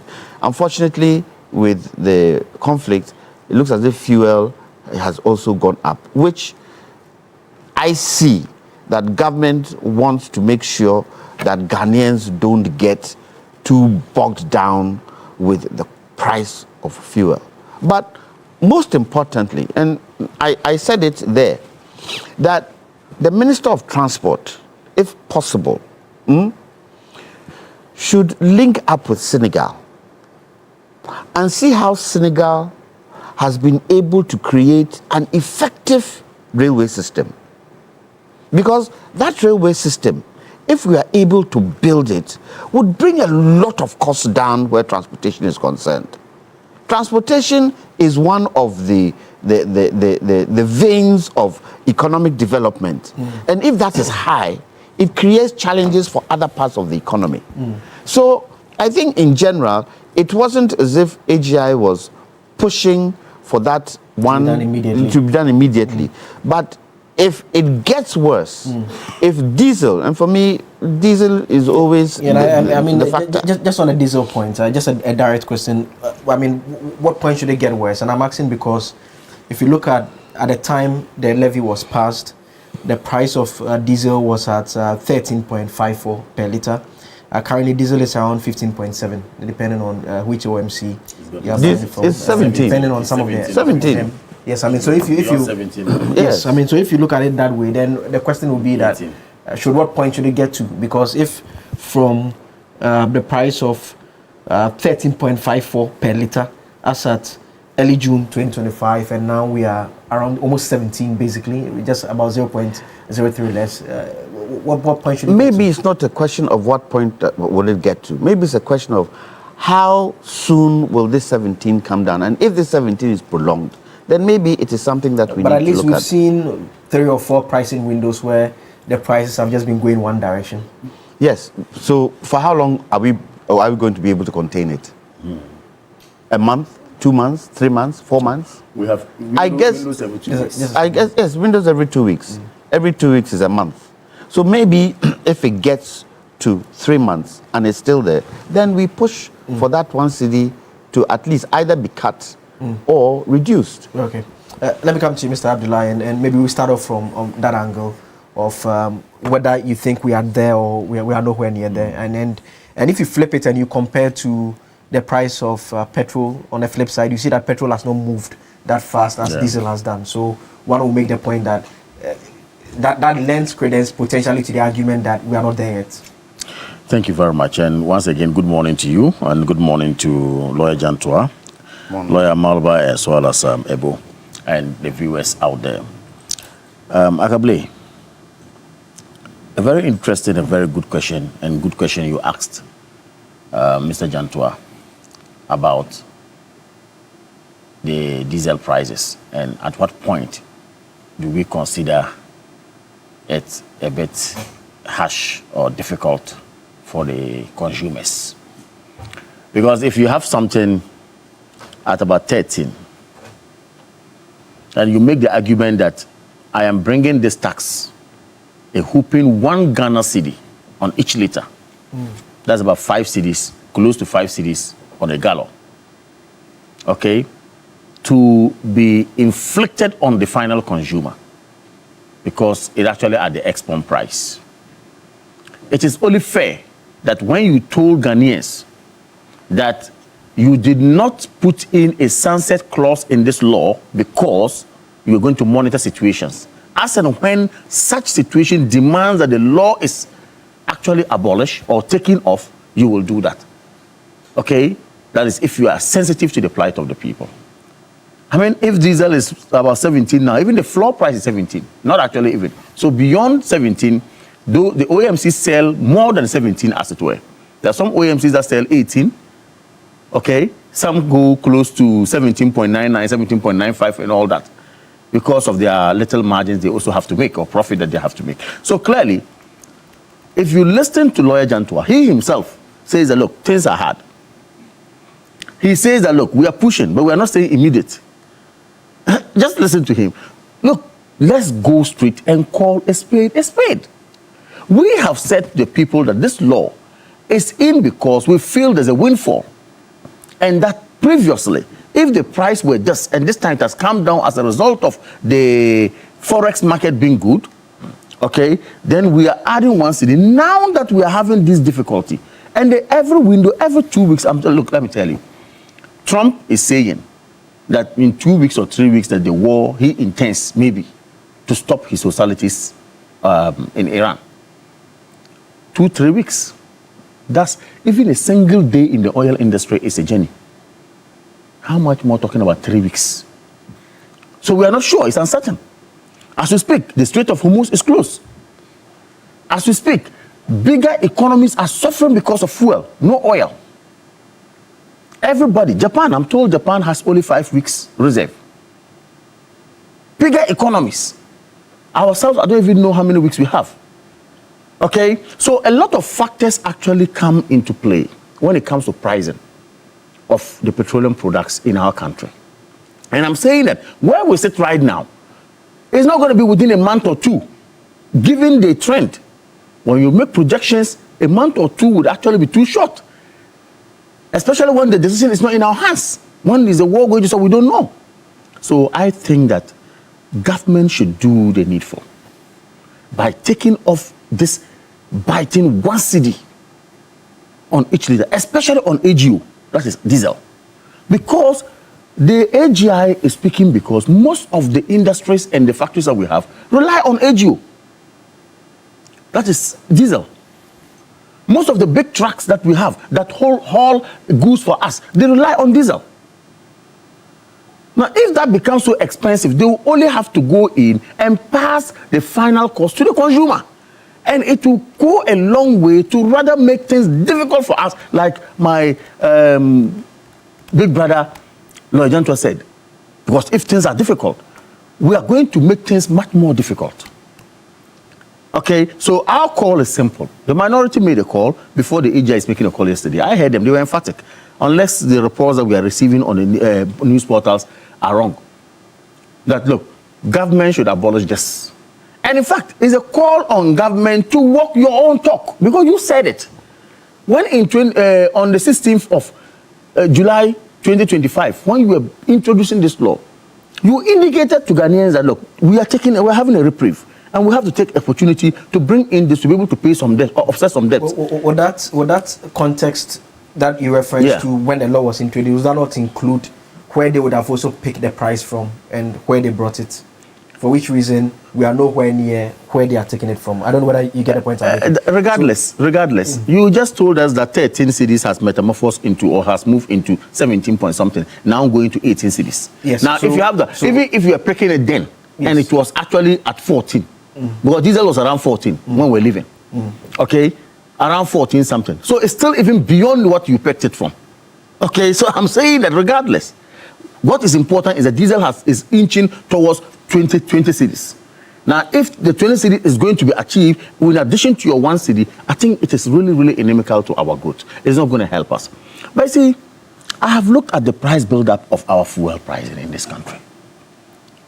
About 26% of it all are taxes and levies. 26% of it. If not even more. Because there are other margins of, look, MPA is there, BOST is there, that is there, this levy is there. Name them. When you put all together, taxes alone constitute to close to 30%. And what we are saying is that, yes, if you are able to take one city out, you reduce the percentage of it, as it were. And it will go a long way to help. Because all the taxes actually goes into the consolidated fund anyway. And goes into other operational whatever charges. But we are saying, sit back again, look at it again. If I have to pay 5 good cedis on a gallon, it's biting. And as an industry, the cost of production will be high. So for me, AGI is rightly put. The minority also calling on same are rightly put. And the government of the day giving us their word that when things are difficult, we will take off this this tax. Please also walk your talk. Based on this, I say it is just proper and fair that we ease the pain of Ghanaians by removing this biting tax on our petroleum products. I mean, when you do the... yes, just go ahead. Yes. You see, sometimes I find it difficult when the MPP talk about certain things. Yes, the opposition. But, Akable, they never did exploration to production in 8 years. Upstream. Now, tell me. They never did what? Exploration to production in 8 years. Tell me what new company came in terms of exploration and production upstream. Because if that was done, we could have been able to assign a certain quantum of our oil on the GMPC side to Total or even Centio for refining. And that has positive implications. What are those positive implications? Can I respond? No, let me finish. Let me finish. What are some of these positive implications? One, strategic stocks would be able to be filled. And two, within the sub-region, we could export and earn foreign exchange for the refinery and for the country. Did it happen? And anyway, let me ask the question. If the one cedi was taken off, what would price of diesel come to? Will it come to 13? Where will it come to? Will it come to 50? But to reduce. By how much? By how much? So it's not. So if it goes up to 20, how will it come? What will be the change? Because what we are talking about is some drastic measure that can bring, if for nothing at all, diesel down. Will that one cedi bring it down phenomenally? Will it? I don't think it will. Respectfully, just to answer his question. Okay. First of all, just to add on to it. When you made reference to the percentage, and we brought some slides up on Wednesday of the build-up, the taxes... I have the build-up. About 26% plus. You realize that the key component is always the global prices and the exchange rate. And thankfully, the exchange rate is doing fine. And so it comes back to the point that he makes. I made the same point. I made the same point. But you see, when you take the upstream, happenings in the upstream, and want to quickly say that the effects of what is happening upstream, can immediately be felt downstream. It is not in this economy. I have served on the board of TOR as a board member, and I know the state of TOR. And the question I want to ask, technically, the equipment that we have which are obsolete, are they even well placed to recruit, with all respect, are they even well placed to actually do refine the products that we have. No. That's what it is. So even when you are talking here, it's just going to be talk for talk's sake. But practically, what you are saying is actually neither here nor there too. Don't go Since this government came to power in 1 year now, going to 2 years, tell me, you spoke about exploration and production. What has been our production capacity? It has reduced. Go and find out at upstream. Go and find out. What was up? So I am saying, so is there a point you are making? The point you are making is actually not even, it's neither here nor there. Okay. Because even when you came since 2 years now, if it's anything to, this government has equally done nothing about exploration and production. Our production has come down. It's the truth. And lastly, the fuel you are talking about, government has done nothing. Since when has NDC and their surrogates know that, oh, NDC is doing well with exploration? When we found oil in this country, they called it a jingle. Come on. They told Ghanaians it was not oil. Come on. Okay. Today you sit here and want to tell us you are better off doing exploration and production. Really? Because we have short minds, as you rightly said. There's a logical stretch he makes about if you take the 1 cedi off. And there's an effect. And there's an effect and the price goes up again. It will come down. No, if you take it off and the 1%, the price goes up again. But you would have done the needful. You would have told us that, look, what is it? You are, with your 1 cedi, if we were to pay 17 cedis, we'll pay 18 cedis. So obviously, if you take the 1 cedi off, we'll be paying 17 cedis. And we all know that it is the global trend that has caused it. We all know. You get what I mean? Okay. So clearly, it will have an effect, in fact, positive effect on the pricing of our pump. Let me come to AB. I realize you are taking lots of notes. Just walk us. He's written thesis. I know he's going to talk a lot. What you have so far. Mr. Abdullahi says that you promised us that you are introducing the levy because petroleum products were low. He says they are high now. So let's not complicate it. Just take it off. So the tour that Kamal Dean left when he was a board member, when he goes back there, he won't recognize that place. It's not true. I know. This boss, I am on course. This tour is making profits. What is A? You don't know. He doesn't even know. He doesn't even know. These basic facts. I know. When you Google, you will see them. I am always in touch. So don't be talking the way you are talking. Okay. The fact that we are on this program doesn't mean we are the most intelligent too. There are people in their bedrooms watching us and more intelligent than us. So when you come to this program, be factual to the facts. Look, why are we fixated with the 1 cedi? Why? What is the wisdom in driving to go and buy fuel cheap and drive home to do so? What's the wisdom? What is the wisdom? We were in this country under the Akufo-Addo regime. I was with you, Akable. IPPs will call and threaten all of us. Have you forgotten? IPPs, I say IPPs, independent power producer, will call onto this people and threaten us and tell us that by 6 p.m. they are going to shut down. Have we soon forgotten? Have we?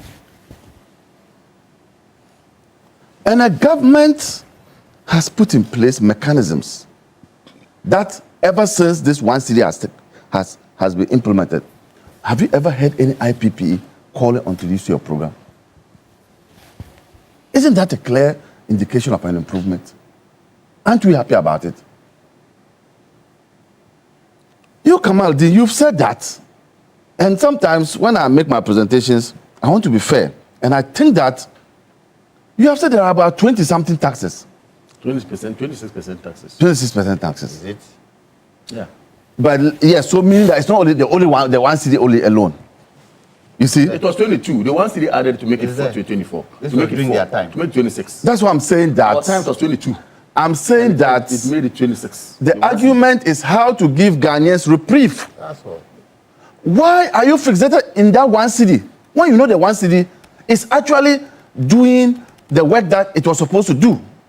Why don't you call for other taxes that should go? Like you say, boss one, whatever. Boss, you say MPP, MPA.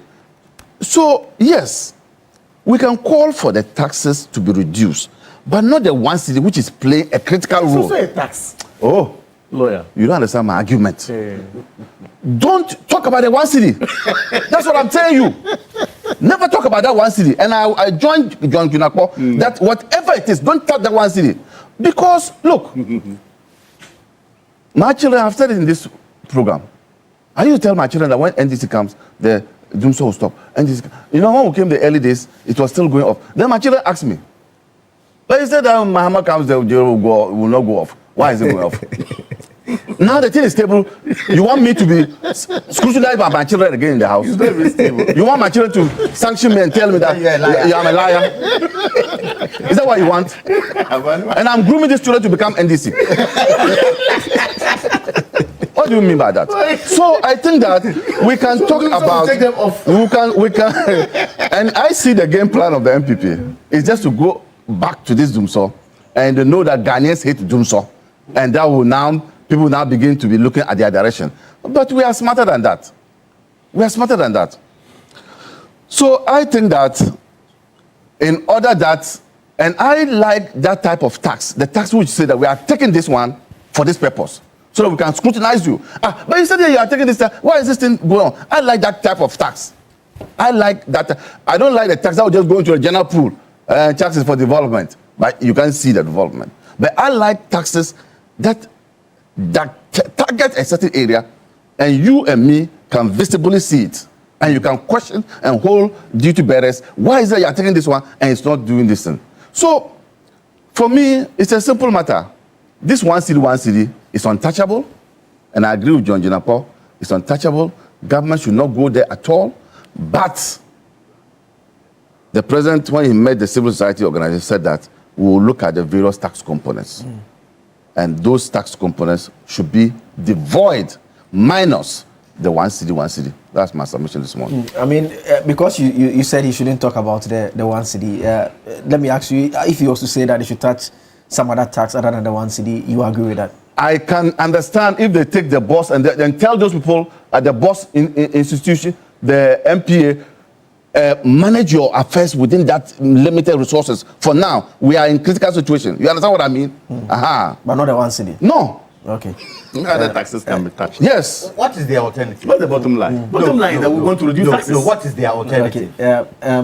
My submission this morning is just limited to the one city. And that nonsense should not come at all. That we should remove that one city tax. It's nonsense. Because I know what this one city has done to this economy. Understand? And I know when it wasn't there, what it has done. And I have no short-sightedness or short memory. Just some 2 years ago, I knew how the IPPS held all of us hostage. Held all of us hostage. I don't want to go there. We have two views now. Those who think that we are there, we should quickly do that, and those who said we should wait more and see what happens. I mean, looking at the numbers and what we have, and I don't know if we can put this up on the screen. What we shared on Wednesday, that really put it all in context. We did some analysis on the price build-up and all of those matters and the percentages and how it relates to the outcome there. So first we showed you the global crude prices hitting 109 per barrel as at 2nd of April 2026. And when you look at the graph, very simple to appreciate it. At a lower level from last year, May, July, all the way to the end of the year, then you see the sharp rise, particularly in April. But you again see that between March and April, you see a bit of inconsistency there. And that's one thing that the president made reference to. In fact, the MPA boss yesterday also made reference to that as well, that there's a certain inconsistency in there. There are periods that it goes up and there are periods that it comes down. And that's the reason why maybe taking a decision now may be a bit rushed, because it's better if you do so when you see a bit of a trend going in there. Then we also did point out that there's a bit of a supply shortfall. And so we are it's a line graph, two graphs. We have the supply being in the red line and you have the demand being in the black line. And you see over here that gradually over the period, when it started off from January 2025, you realize that supply was above demand. But eventually you realize that the red line dips. So supply has gone down and it's now below the demand. And so obviously there's a bit of a shortage, and that would account for the price going up as well. Then in terms of where we obtain our products from, we did point out that largely it's from Europe, but we explained again then that it's because of the source as well. The European markets also rely on the Gulf region as well. And so even though majority is coming from Europe, it still has the same impact on us overall. Then the price, as in what has been fixed by the OMC so far, the petrol 12.24 to 13.30 and diesel 15.69 to 17.10. This is the floor price. The floor price, yes, the floor price, yes. That's correct, the floor price. Yes, and so the current floor price 13.30 and 17.10.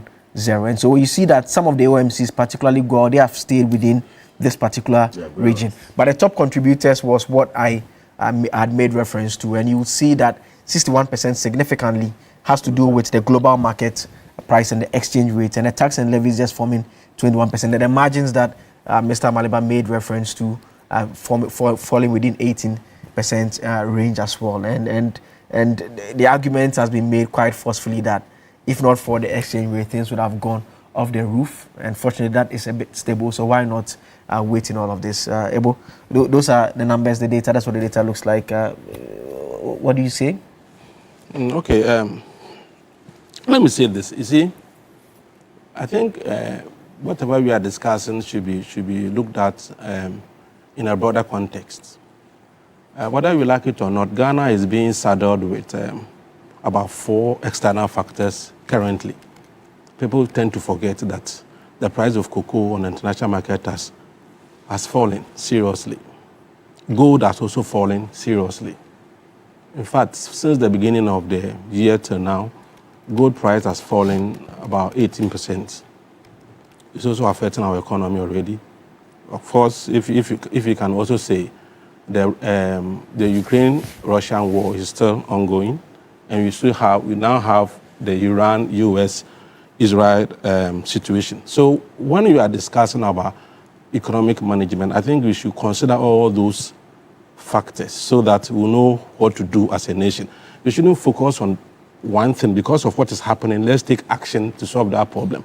If you don't take time in solving that problem, you create more problems because the whole economy is being saddled with serious external factors.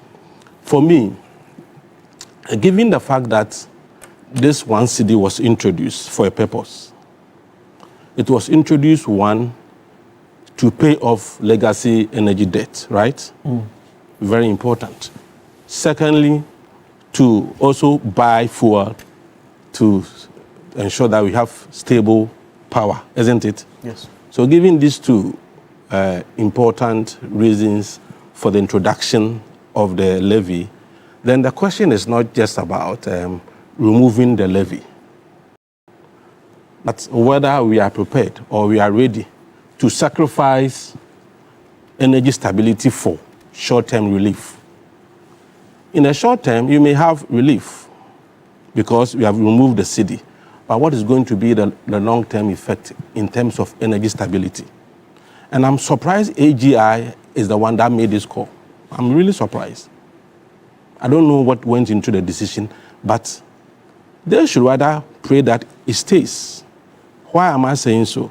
You see, since this government came to power, look at what they've been able to do. In context. I'm coming. Yes, so I'm making my point. When I finish, I'm making my point. Yes. No, so yeah, so in context. Yeah, so it wasn't a mandatory thing. Yeah, so it was made in context. Yeah, so I'm saying, I mean, you just listen to what I'm saying. The point I'm making is that because you said you're surprised. Yeah, because it's just that Kamal Dean took my attention away. I was going to attack them. They didn't speak well, but he has now come to polish it. You know, when you are going to fight to the bush, when you see rats, you don't kill them, you kill the elephant. So that's why my focus the elephant is your focus. Yeah, so I guess you are making a point that if they take it off and it affects electricity, that will be the worst hit. Yeah, because just look at what, since this government came to power, let's look at things that this government has done that has benefited the AGI. Interest rate has dropped significantly. This morning, I'm told the reference rate is now 10%. which means the banks are going to reduce the lending rate further, because the reference rate is the basis on which banks determine their lending rate. So that is a very serious benefit to AGI, isn't it? You can take a cheaper loan to do your business. Now, inflation has also dropped, which means if you are buying some raw materials, price will not be affected that much because inflation has dropped significantly. Another one is the stability we have with the exchange rate. E-levy is also gone. All these things affect the cost of production. The exchange rate has stability? Are you sure? Oh, stability. I mean, the exchange rate. How much was it and how much is it now? No, you see, when you say stability, you need to understand stability. Stability, it means it's operating within a certain range. Okay. Stability does not mean static. It does not mean. Okay, I understand. Yeah. So the point I'm making. So I'm saying that all these things, and if you look at them, the AGI has benefited immensely from the economy. I get it. So if we are going to remove this, and it's going to affect. You see, the issue is not just about affordability. So availability is also important. If you remove it and you don't have stable power to run your businesses, your companies. You're making it sound as if it was a mandatory thing that was said. It was said in context that if this thing continues to go on, then maybe should be looked at. Okay, so for those, so I am making my argument in response to what the topic that was given to me. Per the topic, the AGI is calling for the removal, and I'm responding to that. I'm telling you that it wasn't a fait accompli thing that we said. Okay, so we said it in context. So then let me go beyond AGI and now look at it from a broader perspective. That's an afterthought. There are Ghanaians apart from AGI. Afterthought where? I was there. You have allowed me to intimidate you this morning. You said it's an afterthought. You went there. I was there. Context of I said you went there. You went there. I was there. And I'm telling you, this is what happened. AGI says okay. So it was how it was reported, but that wasn't what was said. Okay, so now let me go beyond AGI, because there are other Ghanaians like MPP.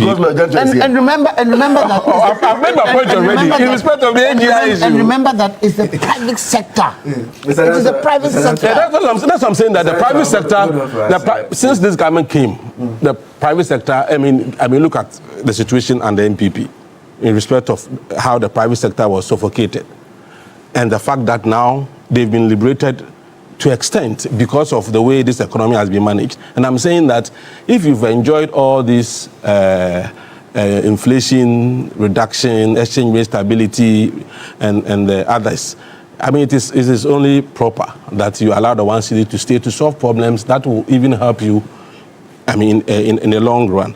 So, yes, but the MPP's call, the same argument. I don't know why they are making that call, because as AB said, probably the reason is that they want to make that call for it to be withdrawn so that we can begin to have domicile again.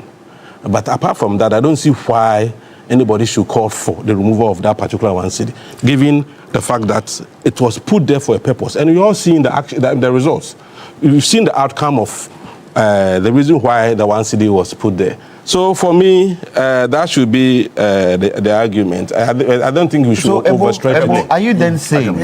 Just a minute. Are you then saying that what the president said, that it could be considered going forward, is wrong? Is that what you're saying? No. But the president did talk about the one city. You see, because what the president said about the one city. Because listen, the pressure has been on the one city. But if you reflect, if you look at the factors, what is happening in the economy, it wouldn't make sense to touch the one city. Let's say it as it is. It wouldn't make sense. Akabli. Yes, you see, there's a very important fact we also left behind. Ghana is an exporter of crude. Are you aware of that? Yes. And as we speak now, when crude prices go up, we enjoy a windfall. How do we balance that? If you are gaining profit that you never thought of, that's a windfall, and you're someone who is a government that is sensitive to the plight of your people, won't you seek to balance that with a biting tax on your populace? So we are saying that, look, if you're enjoying double, it is just insensitive. You are selling crude, you are going to get more money. You are taxing us again, you are going to get more money. And we are saying, all of us, listening to all of us here, subtly, Amalba even said that other taxes should be touched. Lawyer Amalba says other taxes should be touched, but not the 1 cedi. When you listen to Lawyer Jantua, he says, let's weigh it and look at it. If we can reduce the taxes because things are hard. When you listen to Ebo, he says, yes, things are difficult, but of course we need the 1 cedi because of doing so. Invariably, it means that all of us here say that, look, let's look into the taxes. And the minority made a call. AJ has made a call. What is actually against this? We've all made a point. So I'm saying that if you're enjoying rainfall based on export of crude, and you are going to tax us at the same time, that is going to be double. Do you know why? Do you know why I said we should look at this issue from a broader perspective? Because he's talking about a windfall. I've told you what has happened to the price of cocoa and gold on the international market. So we are looking at the whole economy as a whole. We are not looking at what is happening. That's why I say you should be very careful when you are talking about these things. Okay. Other than that, you in an attempt to solve one problem, you create more problems. Okay. We are talking about a whole economy being managed, not just a particular section of the economy. Kamal is trying to make it look as if where upstream is concerned, there are huge windfalls. What's the output? Ghana's. I thought you said we are doing more production. Wait. Now you're asking me what the output is. I never said we are doing more production. No, I didn't say that. What, you asked me whether we did exploration. I said from exploration production, you did nothing. And based on that, wait. Based on that, our output of crude oil has dropped. So don't give the impression that we are making huge, what do you call it, gains. What do you call it? It has dropped and dropped phenomenally. And because you never did exploration to production, we are left with who? Tallow, Cosmos, ENI. And right now, it's more ENI than Tallow or Cosmos. Okay. So what are you talking about? If you want to make a point, I'll end with you on this summit. I'm saying that just this week, the Ministry of Energy spoke about drilling new wells. I think you must have heard it. I'm there, so I know. So it is not like when we came, we have done nothing. The next thing is that Kamal Din is not saying anything new about reducing taxes. Even the president, when he met the CSOs, spoke about. So we all agree. After that one, we all agree that as it goes up, we cannot do anything but to cushion the Ghanaian people. Absolutely. We all agree. Okay. From the flag above to the man on the street. So we all agree. But I am here submitting that never and never should the 1 cedi be touched. That's my submission. Okay. This morning. Very simple. One more thing. I'm with you on that point. Listen. One more thing. In situations like this, government should look, and they didn't do it. Government should look at the public transport system, bringing in effective public transport, so that when such things happen, it doesn't. Didn't do it. Who? Your party. What did you do? If I have to wait. No. Maybe you are not public transport. Okay. Public transport. What did you do? The buses. Did you bring any new buses on the streets? Were you able to do any railway? So what were you able to do? Where public transport is concerned. I'm not talking about NDC. I'm not talking about NDC. I'm saying that. Listen. I'm saying that. Wait. You were in power for 8 years.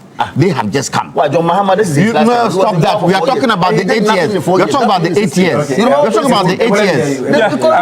The public transport system is abysmal. I think the bigger picture should be the way forward, because today is Iran.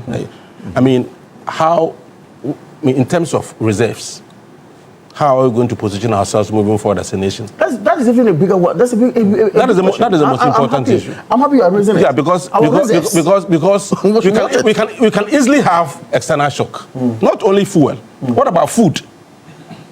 I mean, we saw Burkina Faso and what happened to us. I'm excited that the Minister of Finance last 2 weeks or some time ago went to Parliament and said, in terms of forex reserves, we are going to have it in abundance. We should do the same for food. and for other things as well, our fiscal reserves as well. Yeah, we need to. So that is it in terms of this topical matter. So we all agree the taxes will be reduced. Very important. That's but not not one city. That is not the agreement. In context. Taxes will be reduced in context. Okay. So let's switch to the next topic. It's a very simple, direct question. Do we need maximum age for MPs? That's simply the question that we are being asked. And the context is that there are two members of parliament who have written, they've indicated that they want to introduce a private members bill to amend Article 94. Article 94 is what deals with what you need to meet, the requirements you need to meet to contest as a member of parliament. They want to introduce a maximum age requirement for qualification and eligibility as a member of parliament. And they want to be pegged at 65. The minimum age currently is 21 years. So they want the maximum age to be 65. So that once you are beyond that age, you cannot contest as a member of parliament. The policy rationale, one, they said to enhance legislative efficiency and capacity. They say parliamentary duty requires sustained fiscal stamina, cognitive agility, and responsiveness to complex policy challenges, including digital transformation, climate change, and global economic integration. Are they suggesting that if you are beyond 65, you can't? You lack the fiscal stamina, all of these things. That's a question. Can you mention the names of the question MPs? To be asked. Yes, there are two MPs. There is Ohene Kwame Frimpong. I think he's an independent member of parliament for Asante Achim. Then there is the MP for Salaga South, Ibrahim Mohammed Zuwera is the other MP. So those are the two MPs. The other rationale has to do with promoting intergenerational equity and youth inclusion. They said that we generally have a youthful population, and so if you introduce a maximum age, it will mean that you create more opportunities for younger leaders and you improve generational representation in parliament, and also strengthen democratic legitimacy by aligning leadership demographics with the population structure. And they also want to ensure leadership renewal and political dynamism as well. And so those are some of the reasons they've given. They also make reference to the comparative public policy consistency that the other agencies, they make reference to the civil service, the judiciary, their retirement ages. Why don't you have a retirement age for parliament? Well, the question would be that we retire civil servants 60, 65, but the presidency, we can go as high as we can go. There's basically no limit. And so the question now will be that would we have to also introduce, if the judiciary, there's a cutoff, if the legislative body want to put a cutoff as well, should we begin to introduce a cutoff also for ministers and the president and the vice president as well? Well, these are our questions to ask. AB, maximum age, do we need? I'm sure you still qualify if the maximum age is fixed. If he will qualify, I won't. He will qualify. He will qualify. Do we need? He will qualify. Why would I qualify? Why using me as a reference point? It's the nearest. You see, Zuwera and Kwame Frimpong. Zuwera is one of my favorite members of parliament, lady members of parliament. And I've told her point blank, she's intelligent, she's smart, she speaks well.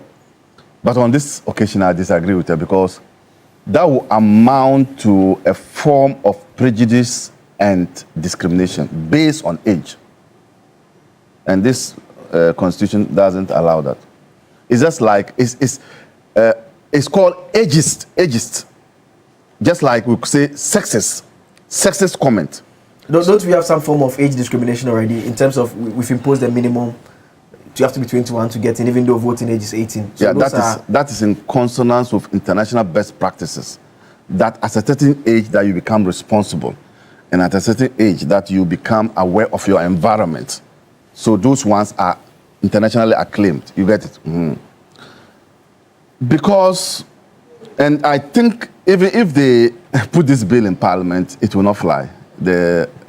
I'm not sure even the president will sign it into law. And if the president signs it into law, people will go to court and have it removed because it's against the constitution. Discrimination is not allowed by our constitution. The thing too is that if you go by that submission, it has a replica effect. That is to say, mutatis mutandis. It will affect the presidency too. Because the qualification for a president is the same qualification for a member of parliament. You see, to qualify under 94, no, is to say that before you become a president, you must have all this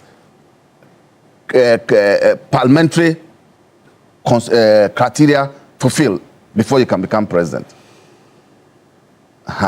So when you amend it in that way, then we are also amending the president's own, and which is not what they intend to do, but it will have a replica, and the president too will be in that situation. But do they also recognize, two MPs recognize that these same matters they are discussing or they are putting forward are considerations by constituents when they are electing somebody to parliament? Because they will say you are too old. They will say the work of parliament is too hard, so we won't vote for you. Or your opponent will use those things. So there's a sieving process. And the sieving process is looking at the same things that they have raised. In any case, when we used to have people like J.H. Mensah and co. in parliament, did you see fisticuffs in parliament? The reverse of it is that you are also going to send young men who have so much energy, and they will turn parliament into a boxing field. You've seen it? Have you seen it? Do they also know that? Because the energy is there. So, anger and energy are like fire and petrol. But if you are at that advanced age, no matter how angry you are, you look at yourself, you just get up and walk away. You get it? So the flip side of what she's also saying is that you need energetic people in parliament because the work of parliament is too demanding. Granted. But why am I even making like she alone? Do they also know that when you send people to parliament who have so much energy, excess, it can be used for something else, and we saw it in parliament. So I do not subscribe to this. I've heard people say that, look, we should rather make terms for them. We should say you can go for 2 terms. That 4 year, 2 terms. You can go for 12 terms. That is also another kettle of fish. You meant 12 years? 12 years, So, 3 terms. So, if that is the kind of argument they want to bring, probably people can listen to them. Because sometimes some MPs have been there, they don't do anything, and the people want them off, but they still use money to get elected. You know, there are some MPs who are just an albatross around their constituents. They are ineffective. But when you also limit it to terms, then he will serve and go away. Absolutely. But why would we prioritize that to this thing? Age. No. Why would we prioritize that over experience? Because also, people who enter that parliament at that age too bring so much experience to bear on the work of parliament. And so we should be careful the way we do it and not to shame old age. As we are all, he has gotten close, he's gotten close to there. We are all getting there. You get my point. He's getting close. Mr. Janswa, I mean... if the bill is passed, Mr. Janswa in 1 year time will not qualify for you. So don't let us name and shame old people as if old people have nothing to contribute to this country. Yeah. I mean, Mr. Janswa, I mean, the points AB makes, I mean, and I mean, a key question for me is the presidency, for instance. We basically... So we retire people from the public service. We say that you are old, so go home and rest. But the person can lead the country and basically be responsible for all of us in the country. We don't think he's strong enough. He has the physical, mental strength to carry on with work, but he can lead the entire country. And yet we think that in parliament we should bring some maximum age over there. Tell me, what country in the world has a maximum age limit? Tell me. Look through the world. I think Benin has for their president. Parliamentarians. Okay, not so. Parliamentarians. You see, the major problem in parliament are backbenchers. and how backbenchers are treated by the leading people. That's where the problem is. Because you can be a backbencher for years and not get any, what you call it, way to also show yourself. It's happened. I don't want to name names. I don't want to name names. So let's look at that particular situation, because it makes it look as if it's the older ones on the front bench who stop the younger ones also coming forward. But I believe, as an individual, if you feel you have something to offer, age shouldn't be a limit. Age should never be a limit. Who was one of the best parliamentarians in our political history? Who? J.H. Mensah. J.H. Mensah. Yeah, but the problem with the J.H. Mensah... And J.H. Mensah served two sides. Yes. He served the CPP and served the UP. Yeah, so and it's a matter of brain power. So if you pick the J.H. Mensah example, the argument would be that the previous parliament, before the coup, when he was in parliament, he was way younger. I mean, so if you look at it in that context, you would say that, well, he entered young. When he was older, was he still in parliament? Was he still in parliament? Was he still... Did it benefit us? Did he still give positiveness? So what it means is that the age limit is of no relevance. You see, in other countries, they train politicians in parliament. When you go to the UK, they have the Young Conservative Forum, where they train the young ones to take over. And it is of their own choice if they decide, I've hit 65, so I'm going home. Don't you see it in our parliament today? And there's some parliamentarians who are even 65 who have decided they are not going back into parliament again. Haven't you seen it? Yes, the work is demanding. No two ways about it. Your body will tell you. But the thing is that, has it been prioritized well where people in parliament are used effectively? Has it? So I don't think age is the question. It is whether you have the skill, very important, whether you have the wherewithal to be able to analyze and analyze effectively, whether you have the power to read the bills that come in and make cogent suggestions to it. These are some of the issues. And how many young people go through that system of politics if they don't learn on the job? And politics is not just a question of learning on the job. Some of us, I keep saying, genetically I'm a politician because I was born into a politician family, a political family. So from the word go, I remember when I was growing up, when my father used to write articles into Pioneer. When he writes the entire article, he will pull me and sit me down. Kwame, go through it and read it and try and understand it. And he will sit me down and will explain it to me. So at a very early age, I understood politics. Why don't we do that for the young politicians coming in? So when they get into parliament, they are much more effective. How many young politicians today are effective in parliament? How many? Because there's a certain structure that is in there, and that structure is money. A lot of people feel that you go into parliament to make money. When they get there, they realize that, it's not like that. Then they get stuck. And then those on the front bench won't help them to pull them in. And it's a challenge. So the structure in parliament should be looked at. Because when you look at our governance system, it is said to be the weakest link. Why is it said to be the weakest link? Because we don't effectively use people in there. Yes, me, I'm for the youth. But you just don't jump up and say, I'm going into politics, when really and truly, you haven't looked at your back. A lot of politicians, and I keep saying this, when you look at professionals in politics, when they are no more in parliament, where do they go? Where do they go? Don't they go back to their professions?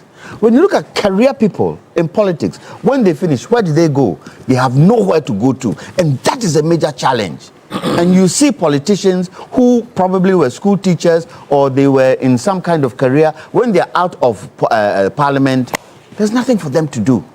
And that is something that we should look at and structure parliament properly for it to be more effective and more helpful for people. Look, people go and stand.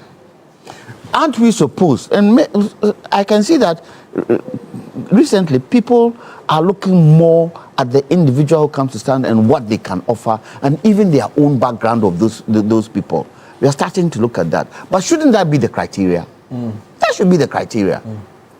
Finally, if you were asked whether the minimum age should be brought down from 21 to be pegged at 18, once you can vote, you should be able to enter parliament. Would you agree with that? 18. What do you know at 18? When you were 18, what do you know? I knew a lot. Like what? Everything. You were still doing small boy things. The maturity bit is very, very important. Yeah, but if it's not mature, let me ask you a question. If it's not mature to enter parliament, should we consider him to be mature enough to wake up and decide that? Let me ask you a question. Let me ask you a question. How many 18-year-olds do you invite to come and do? The political party don't bring 18. How many 18-year-olds the political parties bring on platforms like this? Maybe you don't bring them. Maybe you don't bring them.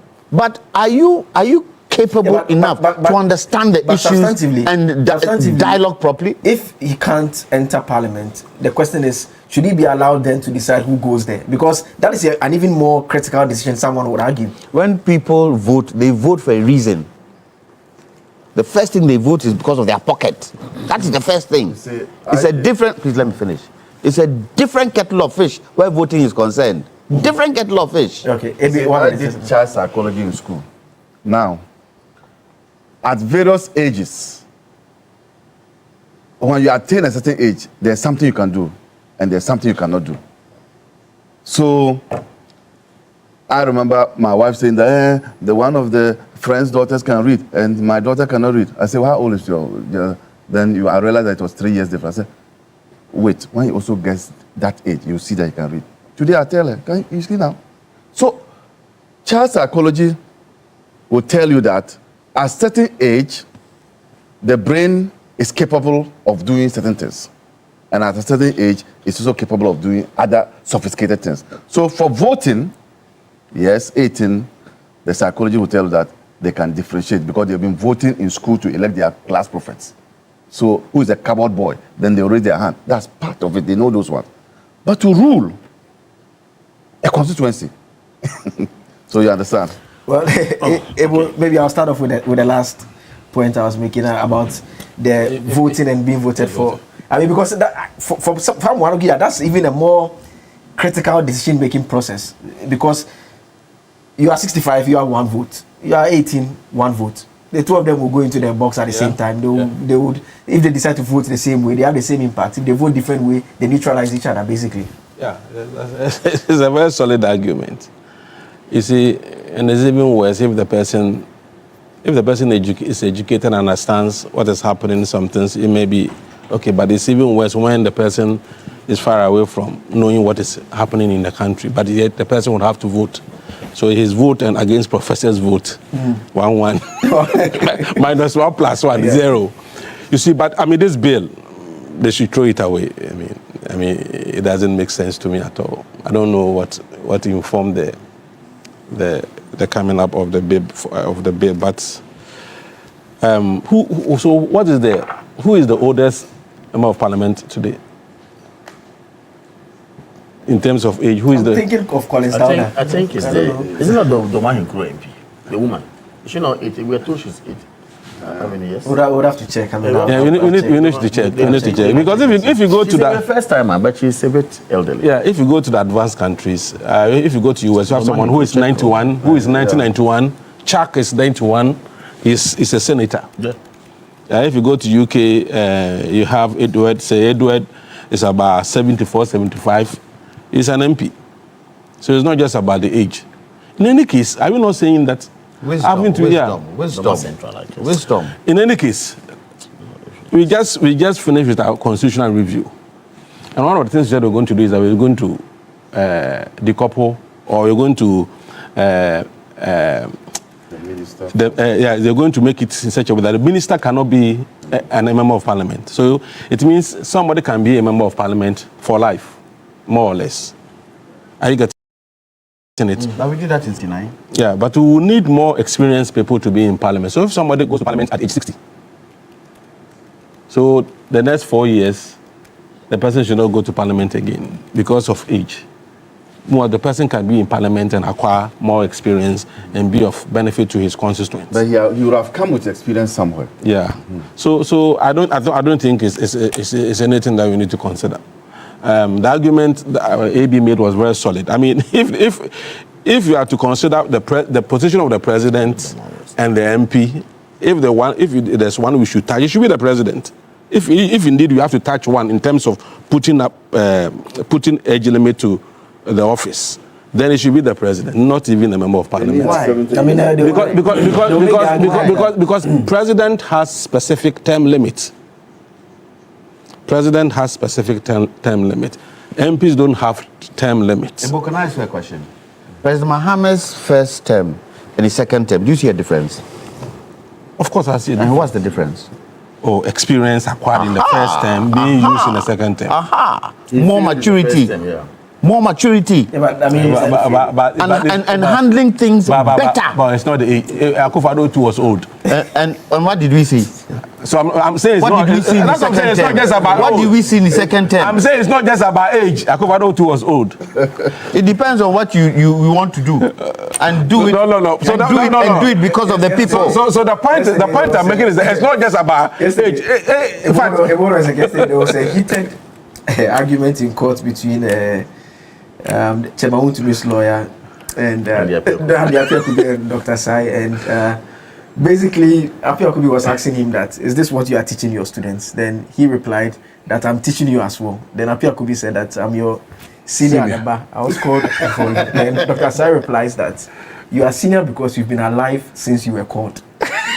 So whether how long you are is what makes you the goodness or whatever it is, but that was just by the way.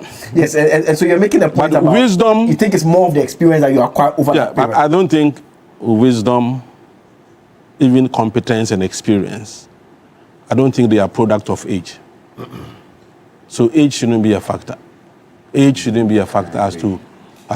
Yeah, but the point you're making about the president, the thinking is that you need someone who has acquired so much experience. I'm saying wisdom, competence, and experience. They are not product of age. They are not products of age.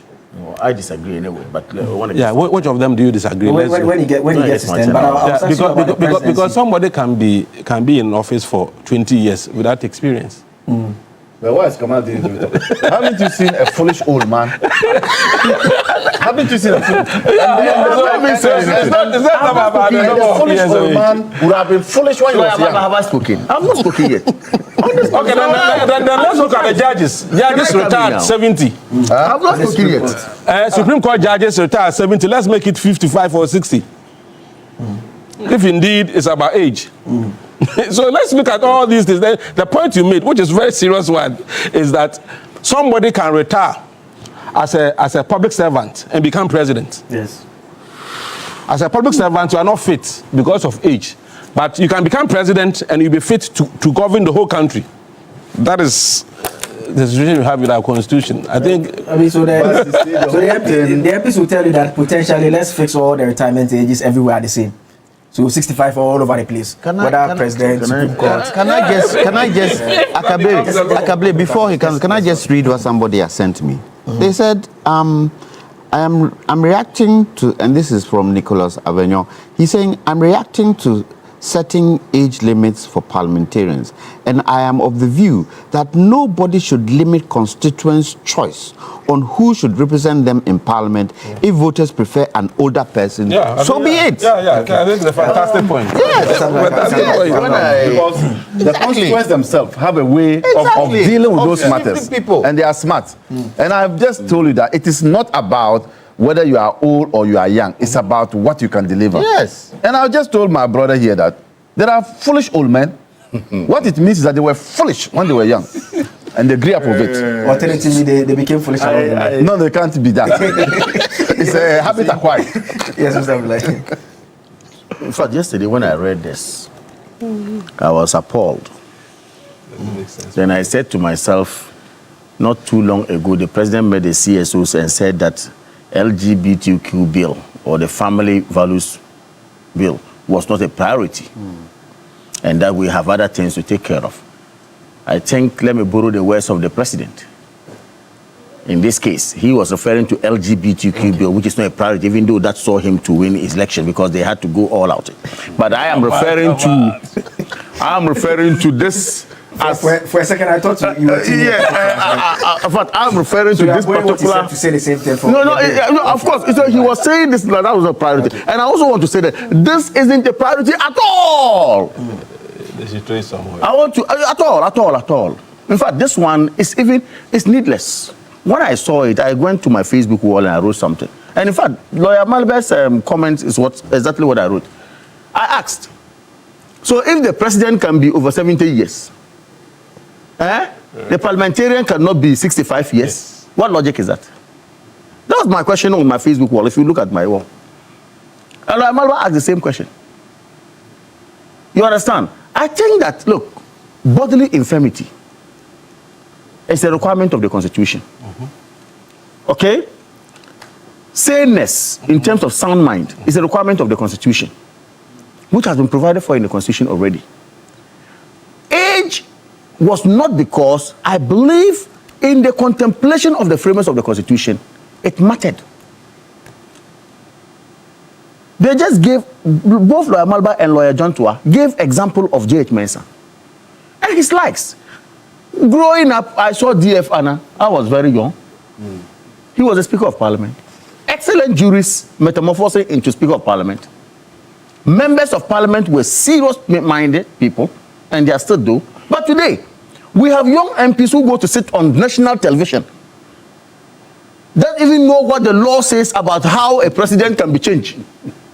Say, oh, you have to Parliament and change the law, and President Mahama will continue.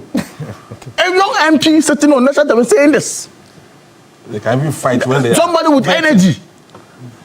Somebody who can get up and point his fingers at people. Young MP. So if the argument is for energy, we have a young MP who doesn't even know the Constitution that took him there. That's one.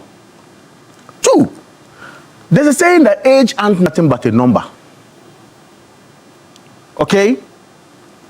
Minimum age. There's this argument, even in law, you are lawyers. At 11 years, when you perform an act of crime, they'll tell you it's not crime. So when you make a mistake, an 11-year-old boy come to stab you, there's no matter. Okay? You lawyers say that. But you see, Lawyer Malber said something that at 18, yes, you can vote when you ask that question. However, there should be ripeness in your development. When you talk about psychology of a child. The contemplation of the framers is that you are 18, you have attained majority age. However, you will keep ripening.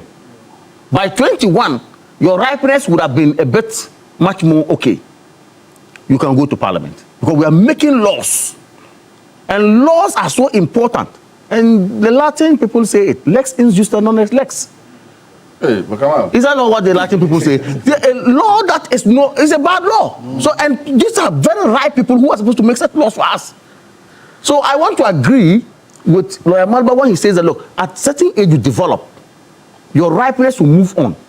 And why I also said I disagree with my brother when he said that, you know, age is not a product. Yeah. Age is not a product of wisdom and competence and all that. I disagree with him there. Is that the way around? It is. Let me tell you why. No, let me give my reason. No, what you said is you turned what I said. What I said was that wisdom, competence, and experience. They are not product of age. They are not products of age. And I said I disagree with him. They are.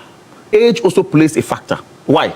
I just told you that 11 years you can commit a crime. And no, within the context of our discussion. No, so that's why I want to tell you why I disagree with you. You should not actually say. So I'm saying that at minority age, you may be seen to do things that you are pardoned.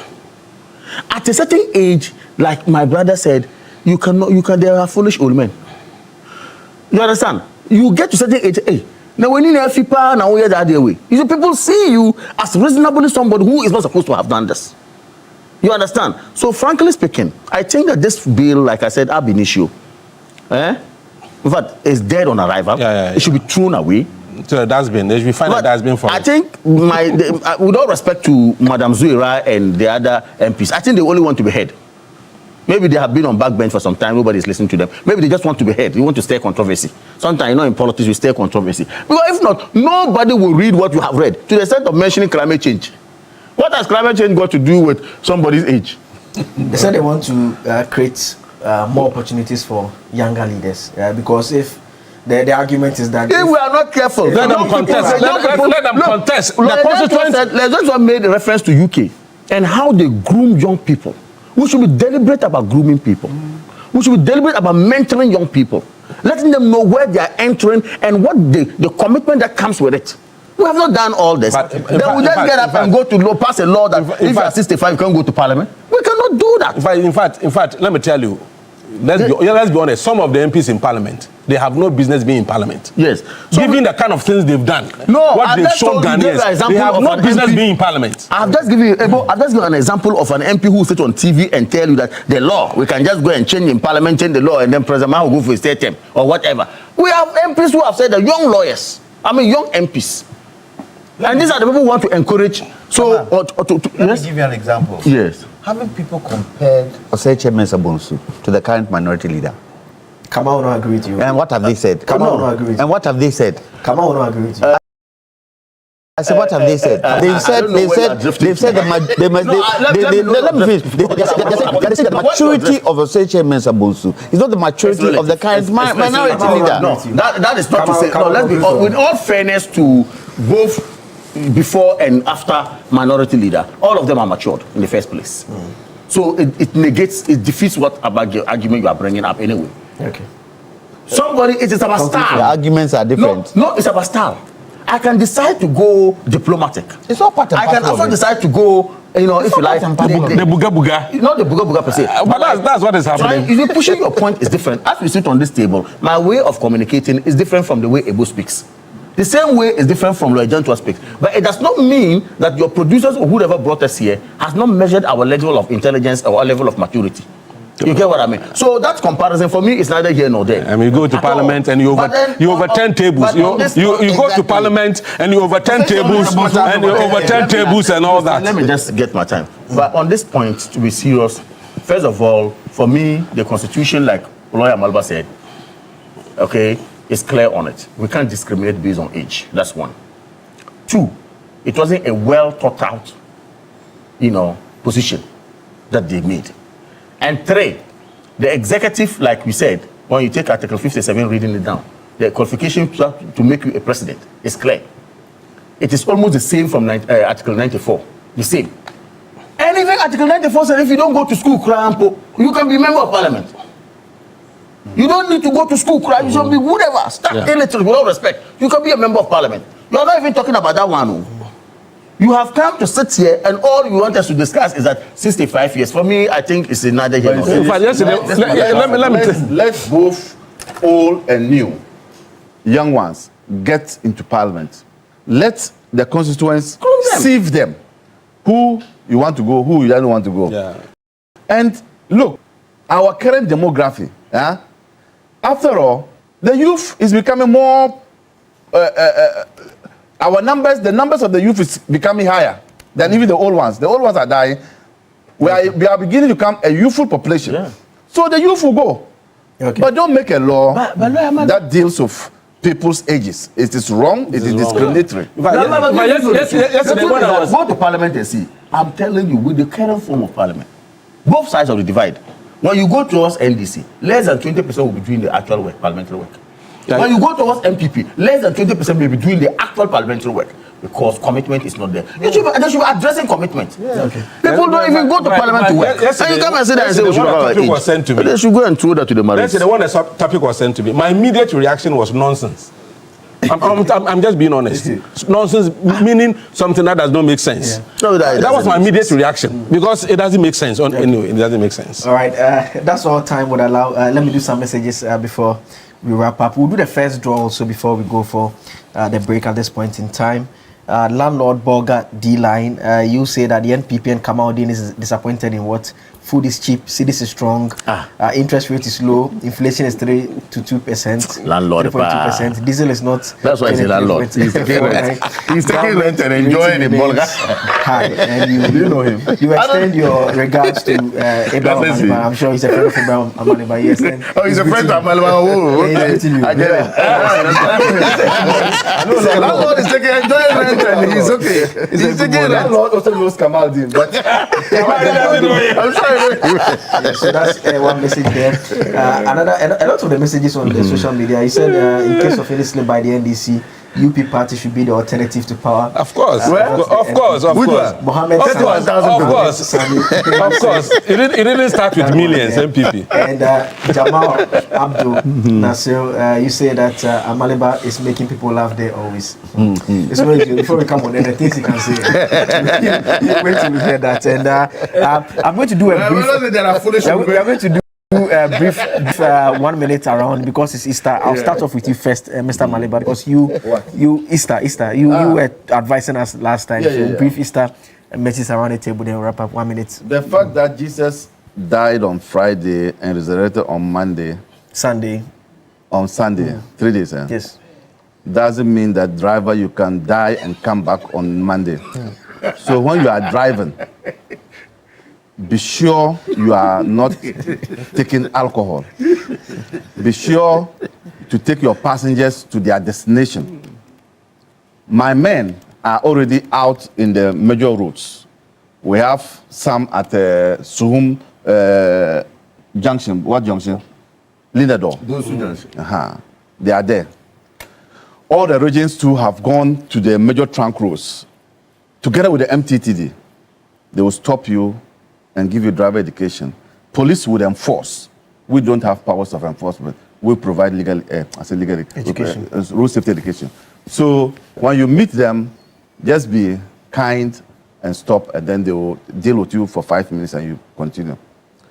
I think that we want to hear an accident-free Easter. Already, my platform is telling me that there was a serious accident from Kintampo going to Tamale. And it's a serious one. I've asked my regional director to check. So I think we can make this Easter accident-free, and all depends on our drivers. Yeah, okay. Mr. Abdul, 1 minute, Easter message. Well, I believe Easter is a time where we have got to understand the meaning of Easter and its implications in our lives. And people tend to use it as a merry time. Yes, merriness is good, but the same way AB is indicating safety, we've got to make sure that, at least for anything we do, we arrive where we're going safe. Do the right thing by the roads. Do not try and drink and drive. Do not drive as if you're crazy because you're doing merrymaking. It is not easy to lose a life. Most importantly, the motorway.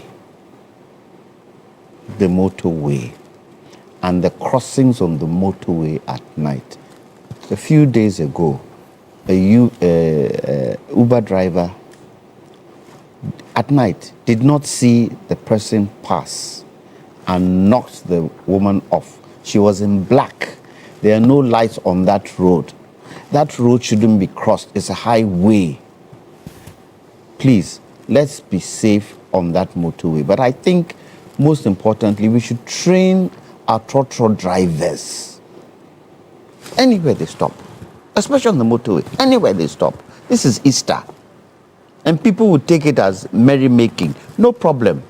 But trotro drivers should be very mindful where they stop and how they stop. I wish everybody a happy Easter. Okay, Ebo. My Easter message to Ghanaians is taken from Isaiah 53 verse 5.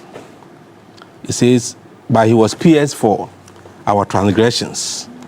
He was crushed for our iniquities. The punishment that brought us peace was on him. And by his wounds we are healed." And let the believers in Christ say amen. Amen. Amen. Let me come to Kamadi. Kamadi, you celebrated. Well, I saw not long ago. Yeah, I saw a release by the, I don't know whether it's the Fetish Priests Association or it's the chiefs and people of Kwahu. They have issued a release, a communique, indicating that whoever is visiting Kwahu to come for merrymaking, make sure your merrymaking is actually decent and within the law. They even went further to say that their tradition and their custom abhors open sex. That some people come there and in the full glare of the public, they do all manner of things. And when you talk, they say 2 adults consenting. There's no problem. They think that this should not happen. Even when you hire to do that, they believe their gods will come after you. Well, that's what they say. Based on this, I will say again that this is a time for solemn and sober reflection by our Christian brothers. And I would appeal to all the clergy who spoke against LGBTQ to use it again, to say that it is a priority and that our custom abhors such a dirty and disgusting act. Ghana should have signed. And I'm saying, no, please, I'm if Ghana has signed, this wouldn't have been a topic for you to bring in to discuss. Nanado should have signed it. The Imam should speak about it. The president who benefited from the campaign says it's not priority. Lincoln University, it is a priority. Lincoln University taking the award from Muhammad. They should have given it to Nanado. Thank you. For refusing to sign. That's what happens when you ask me to give them 1 minute for Easter message. Kamal will take his shot anyways. Big Issue as always is sponsored by the University of Gold Coast. Whether you are aiming for a specialist MBA in marketing, communication, operations, supply chain, human resource management, finance, entrepreneurship, innovation, or business intelligence analytics, or you want to advance through our dual MBA or chartered manager MBA, University Gold Coast gives you options that match your vision. And if your next step is an MSc in international relations, communication, international marketing, international law, security diplomacy, accounting, finance, or human resource management, an LLM in international law, security diplomacy, or an MA in biblical studies, practical theology is the pathway, and it's open now. April admission is also now open, so you can apply today because the University of Gold Coast, we make it practical, flexible learning, and also flexible entry as well, and flexible payment terms. You can study around your work and life and choose a route that fits your background and pay in convenient installments as well. Your dream deserves some structure, your future deserves strategy, your purpose deserves training. You can apply now at www.ugc.edu.gh, or you can call or WhatsApp 026-3888-555. University of Gold Coast, building leaders for the nations. Do the first draw now. Let me sign out. My guests this morning have been Kamal Dean Abdullah. Kamal Dean Abdullah is a Latin scholar. He's a Latin scholar. He joined us this morning. Also joining us this morning was Ebo Bachman. Ebo Bachman is a reverend minister. He delivered the message from the book of Isaiah. We thank him for the Easter message as well. Kwame Jantua is a member of the Association of Ghana Industries. He also joined us this morning to explain what the association was talking about this week. Someone says rationalizing. I didn't use that word. I just said he clarified because he says the media reports didn't reflect that. He joined us as well in studio. And finally, our own home-based sociologist who is training his children to become members of the National Democratic Congress. Home-based comic. Someone says comic. I don't know how that. That is my CD. I can't say that. That's what my other CD I can say that. Yes, yeah, you are the CD. I can say that to him. Abraham Maliba joined us as well. Let's do the first draw right about now. We are giving out 5,000 CDs to someone. The raffle is going to come up and we're going to just click stop and we'll see the number of the person who has won that 5,000 CDs just right about now. If your number never comes up, why? Because it does not participate. So 024-5261. Congratulations to you. You've just received 5,000 CDs on a holiday. Thank you so much for participating in that. We are going to give out another 5,000 CDs. Then finally, we'll give out 10,000 CDs as well to one person. So it's not too late. Dial star 428. There's somebody getting 5,000. The last person will get 10,000 CDs on a Friday on a holiday. How do I join? If you don't want to, very simple. You just dial star 428 star and you click option 8, which is the MG jackpot. It's a beachcation that is taking place this Easter holiday. Create unforgettable memories at the beach with family and friends by booking our all-inclusive 3 nights package from 3rd to 6th April 2026, starting from 5,100 CDs for a couple Early bird discounts applies. You can book and pay before 25th March 2026. Save an extra package. Offer guest free access, all in-house facilities and swimming pool, gym, cinema, popcorn, board games, snooker. You also enjoy free airport pickup from Takrady on Friday at 5 p.m. as well. Terms and conditions apply, and fun activities will include live band, in-house carnival, splash playground for kids, sip and paint, bicycle rides and boat ride to Maha village, jet ski, banana boat, party bus ride and trip to Nzulezo, and many more. You can call for your reservation now to avoid disappointment. The landline to call is 03039777773. And that's the number to call, the landline. The mobile number is 050-157-0684 or 054-0124-114. We'll take a quick break. We'll be right back.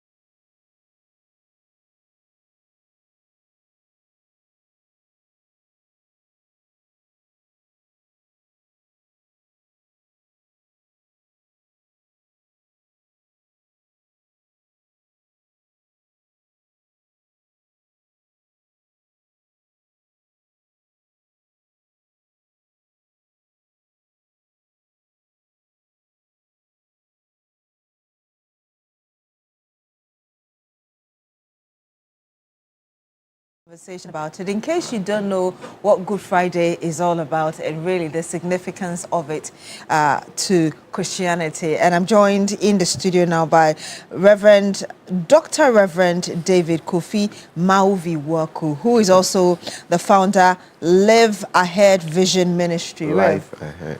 Oh, Live Ahead. Yeah. Okay. Good morning to you, sir. Good morning, my brother.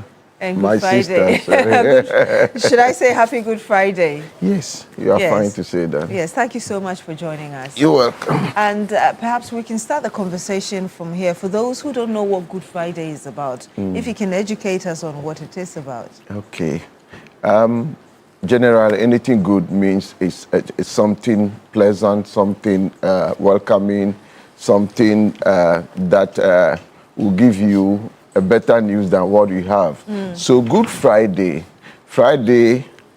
even in our local traditional thinking, is perceived to be another day of, I don't know, but with different cultures have different views about Friday. So to classify a particular Friday as good means there's something special about that. And this one is directly associated to humanity and God's relationships. And in this particular case, we are talking about Christ coming to die for us.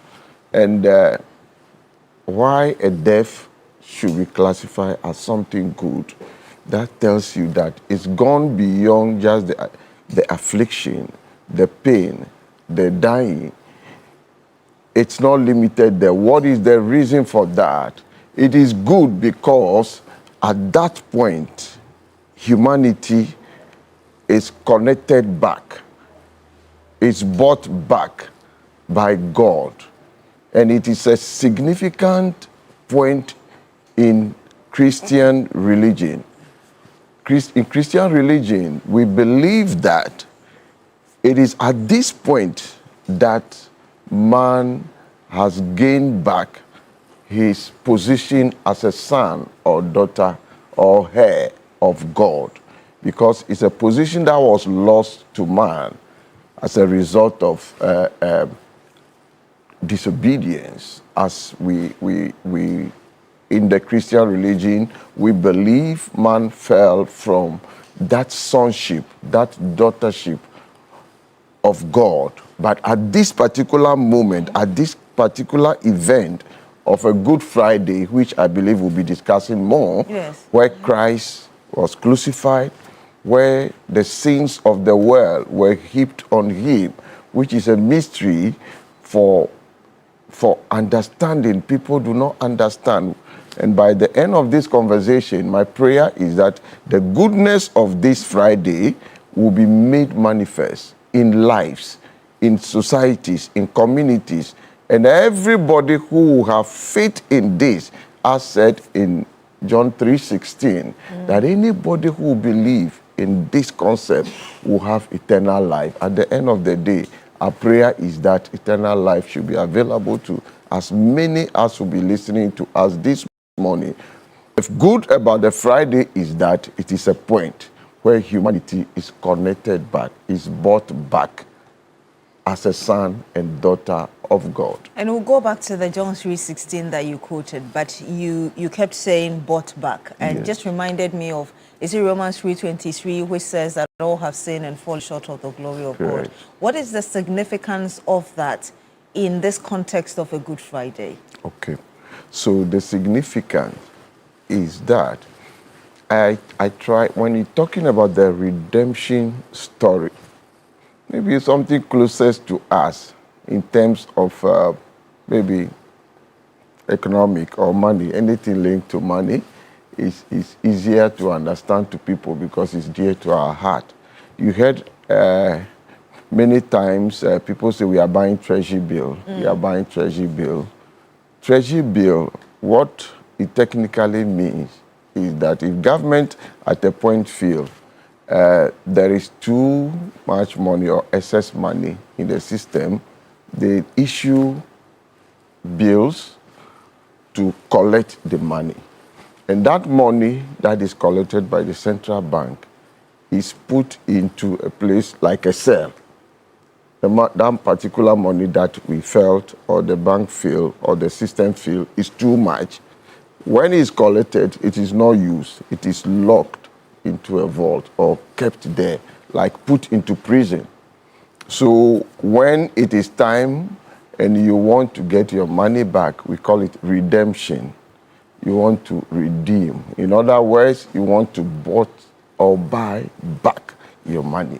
And when that money is released to you, it becomes a valuable asset or economic value to you for spending. It is like a concept like that. Man at a point fell away from sonship of God, which all these things, all this story, always sound like a mysterious story to people who are a bit analytical. But for the conversation, you see that if you talk about the creation story, if you talk about the development of man through the ages, up to a point that the emergence of Christ, which is captured largely in the New Testament. In the New Testament, the stories, the Gospels spoke about the birth, the life, and the death of Jesus. And at this point, we are talking about the death, which is significant to add.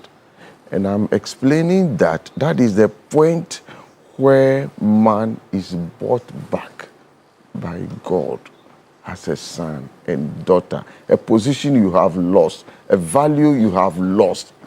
But there must be some kind of sacrifice in order to gain back that position as a son, as a daughter. So at this very event of the death of Jesus, that is when that happened. And these are a bit mysterious to human understanding. So I believe we will be understanding better while the conversation continue. We will see the clear instance why there's a need for that and why we should do that. And in one of the teachings of Jesus Christ, he said that the kingdom of God is like a man who finds a piece of land and realizes or finds treasure and goes to, sell everything just to get that money, to get that treasure in that piece of land. Right. And the interpretation is that the treasure is the human soul. How should those who probably don't appreciate this day interpret this very story on a Good Friday like today? Yes, so on a Good Friday like this, and one thing that me, as a person, that gives me the confidence that Christianity is the way to go, is that it is not just, people try to just limit the concept of Christianity to the reading of the Bible or going to church or seeing one miracle or the other to believe that this is the story of God with man. No. I have come to a level in my life to believe that if you are getting matured or you are maturing in the things of God, you get to know that relationship with God goes beyond the thinking of human philosophy, goes beyond little analysis of comparative religion and all kind of things. The story you are quoting, just like we are saying, God, I have not seen God before. I don't believe you've also seen him before.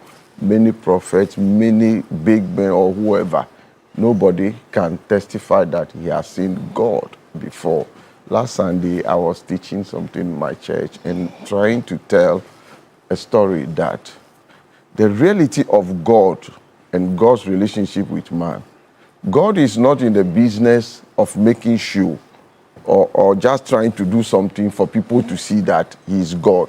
If God wants to do that, the whole world will follow him. Because last Sunday was a Palm Sunday, and we were told that Jesus was going to Jerusalem. And even before he set off to go, the disciples tried to stop him from going, knowing the risk of his going to Jerusalem as at that time. But on their way, at a point, he stopped and told them to go and bring the donkey somewhere. They didn't understand what was going to happen.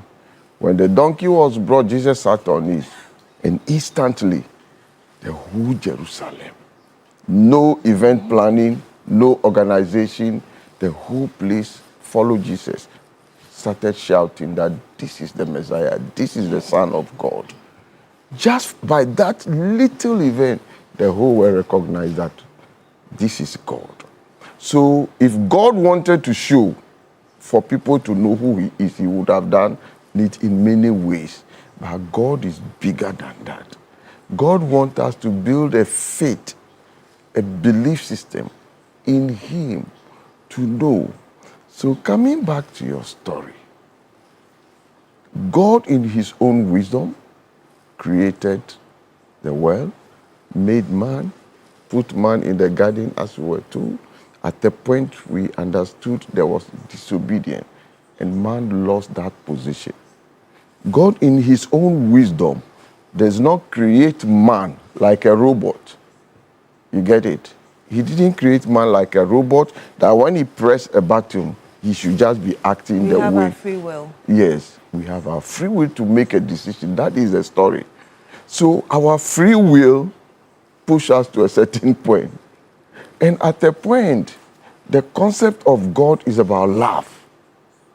In that mysterious thing called love, God decided to get us back to his bosom, like the story you are telling. That treasure that was found, God knows the value for it. So he decided to sell everything to buy that treasure because he knows what is he invested in us. And that is why he's ready to sell his only begotten son, to sacrifice him, to buy all of us back. That is the story we are telling today. That is what happened on a Good Friday, where Jesus must die for all of us to gain back that position of ownership or sonship of God. And it is only through the belief, and only through, even the word belief is understated. In the spiritual term, we call it faith. Faith is a stronger assurance of what you haven't seen, but you believe and hope that it is real. So this concept, this fact that Christ has died to reconcile us, to give us salvation, to become sons and daughters, that is what we are preaching on a Good Friday like this. That is why the Friday is good. The understanding of this concept, the belief and the faith you will build around this gives you eternal life. And indeed, again, reminding me of what Apostle Paul said in Romans, I believe, that it is not the judgment of God that brought us salvation, but the love of God. Exactly. And earlier you talked about John 3:16. Yes. How should we take that story? The story of John 3:16. Yes. One thing I want you to understand clearly is fine. The gospel in the New Testament, we have 4 gospels. We call 3 of them synoptics because their stories are similar, and John is separated. Why is John separated? John is the closest bosom friend of Jesus. So when you study the Gospel of John, you see that even the introduction alone to the Gospel of John tells you that John's appreciation of Jesus is beyond how all the 3 Gospels describe Jesus. All the 3 try to look at the human genealogy of Jesus. But when John Gospel begin to explain, he said, in the beginning was the Word, and the Word was with God, and the Word was God. Telling us that John has a special understanding of the man Jesus. So at the point the third verse, the third chapter, verse number 16, where he tried to tell us the summary of what Jesus is here to do. He put it all together. For God so loved the world that he gave his only begotten Son, that whosoever believeth in him, in other words, have faith in him, shall not perish, but have everlasting life. That is the story we are telling. That for you to have everlasting life, the only condition is that you must have faith in this Good Friday story. Not in the birth of Jesus, but in the death. If Jesus has come to this world and he didn't die, we have a big problem. There will not be this point of redemption.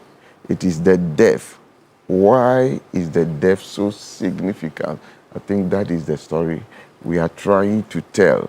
That is the story the whole world have accepted, even to set the concept of Easter as a national public holiday. If you check the number of countries that are on holiday today, that alone should give you an indication that this is a special event. This is a special day. This is a special something that you must look at and begin to think beyond just the holiday and try to appreciate the reason for this day. It is to give you eternal life, a life beyond flesh and blood, a life beyond Ghana, a life beyond Africa, a life beyond this world that we see, that leads you, which you and I, we haven't been there yet, but we will show once we have faith and believe in it, we are going to Indeed. have that. And the scripture I was quoting earlier is Romans 2:4, which is, and reading the New King James Version, it says, "Oh, do you despise the riches of his goodness, forbearance and long-suffering, not knowing that the goodness of God leads you to repentance?" You were mentioning or talking earlier about salvation. Yes. So if you could give us your final word and give opportunity to those who do not have the salvation of God before we end the conversation. Oh, okay. It's been a very short one, but I think this is a very good moment and opportunity for people to change their destiny for once. And I want to present Jesus to you as the only Savior. The sacrifices that Jesus went through, the pains, the beating, the humiliation. It is a story that, whether you believe or not, it has happened. And the reason for its happening is to give redemption, is to give salvation. I have believed, I have tested, trusted, and know this is the way forward. Nothing will change my mind. Nothing will convince me. I am inviting you this morning, this Good Friday, this particular moment, to accept Jesus as your personal Savior and Lord. His death meant so much. The final word he said is, "It is finished." What is finished? All your sins, all the previous life, everything that cut you from God is finished. He has done it for all of us. So if you believe in this story, if you accept him as the only Savior, it is not a competitor with anybody. Jesus is the only Savior. This is what my Bible tells me. And this is what I believe. And this is what I have seen. Many of us that same days, the Bible says we are called sons and daughters of God. So when you believe, you are saved. God bless you. God bless you. Want to pray for people who want to take that opportunity? Yes. So wherever you are, except you are driving, I want you to just focus on me and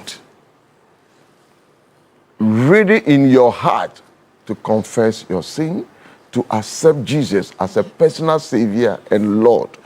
This is the story. You don't need any ritual. You don't need any sacrifice to do. Christ has done it for you already. So as I pray, believe that you are saved and try to identify a Bible-believing church and listen to the true word of God and get a full salvation. As I pray, Lord Jesus, today marks another indication of your salvation, your connection of us to our Father God. As we pray, everybody connected to this prayer now, and even in the future, anybody that will watch this program, I pray that give salvation that you brought to us, to all of us. Renew their covenant with you. Let them become sons and daughters of God. Let them be inheritance. Let them be heirs. Let them have opportunity to see you as our Father, to see you as our Savior, to see you and to walk through their life. And the promise you made in John 3:16, that they will have eternal life. We shall all be part of this group, that the day you appear, your second coming, shall be a day we will join you and celebrate and become the heirs of God. In Jesus' name, I pray with thanksgiving. Amen. Amen. Amen. Thank you so much, Dr. Reverend David Kofi Mauvi Waku, founder, Live Ahead Vision Life Ministry. Ahead. Live Ahead Ministry. Thank you so much, Rev, for joining us. And once again, happy Easter to you. Thank you very much for the opportunity. Indeed, with the heart one believes, and with the mouth confession is made unto salvation. Well, 2026 is the year to travel, explore, and experience more. Global Wings Travel Tours, in partnership with Media General, invite you to experience the best of Malaysia and Singapore this April. Enjoy 9 unforgettable days with return flights, luxury hotels in Kuala Lumpur and Singapore, daily meals, visa facilitation, city tours, Genting Highlands, with cable ride, intercountry transfers, and so much more. So why wait? Make your April 2026 Malaysia and Singapore trip a reality. Just call or WhatsApp on 055 018 8181 or 055 3688 398 today. Now, if it is your birthday, we'll be celebrating you very shortly. And of course, for those of you who have been playing, we did tell you that we're giving 5,000 Ghana cedis to the first person, another 5,000 to the second, and the 10,000 to the third. Oh, it looks like we have our first winner for the 5,000 Ghana cedis. 055 9213 --. Wow, what a day. 5,000 Ghana cedis. If this is your number, congratulations to you. And we'll be calling you very shortly just to have an understanding, really, what you're going to use the 5,000 Ghana cedis for. Just stay with us. We're back shortly.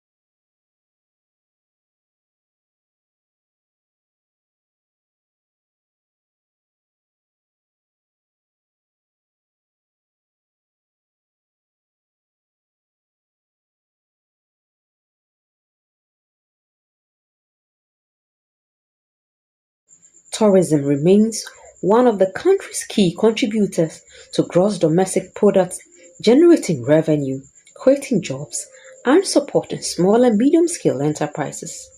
Events such as the Kwahu Easter Paragliding Festival contribute to inclusive economic growth by stimulating local businesses, from transport operators to food vendors and hospitality providers. The sector also aligns with global sustainable development goals, particularly in promoting decent work and economic growth, sustainable cities and communities, and partnerships for development. The Ghana Tourism Authority says it anticipates increased patronage this year, following growing interest in adventure tourism. Ghanaians have understood, and they've understood it better, that it is good to have an adventure. So we are expecting more Ghanaians to fly this time around. Revelers last year, we had like 10,000 people coming to view, and we are expecting that more people will come to make it more exciting. We are tying it with a lot of programs. The Kwahu Business Forum, there's going to be musical concert, there's going to be beauty pageant, there's going to be health walk, and traditionally people too are coming together, families in town, and so the place is going to boom. Transport operators are also preparing for increased passenger traffic as visitors make their way to Kwahu. With the expected heavy traffic, we'll have no option but to adjust our fares. Food vendors are expecting brisk business during the festive period as demand for local delicacies increase. Hoping for good business to earn some income. Hotels and guest houses in and around Kwahu are already fully booked ahead of the celebrations, highlighting the economic impact of the festival on the hospitality industry. Now, the Kwahu Business Forum will also be held alongside the festivities, providing a platform for networking, investment promotion, and economic dialogue among business leaders and policymakers. Meanwhile, the Ghana Police Service says it would deploy over 1,500 personnel to ensure security and manage traffic throughout the period. Equipment and vehicles have been positioned across key locations to respond swiftly to emergencies. The Police Director General of Operations, DCOP Emmanuel Taikujo, says the safety of patrons remains a top priority as measures have been put in place to guarantee a peaceful and incident-free celebration. We are ready and poised to provide security for this major event. We are deploying about 1,500 men who will be on the ground to ensure that all who will be coming to enjoy will be safe, are ready and very able to deliver security to the good people of Kwahu and Ghana. Tandem pilots from across the world will fly patrons from the Odre Anuma Mountain to the Nkoko Stadium at a cost of 1,500 cedis, giving trail seekers a unique aerial experience. As anticipation builds, Kwahu is once again poised to reaffirm its place as Ghana's premier Easter destination, blending culture, adventure, and economic opportunity.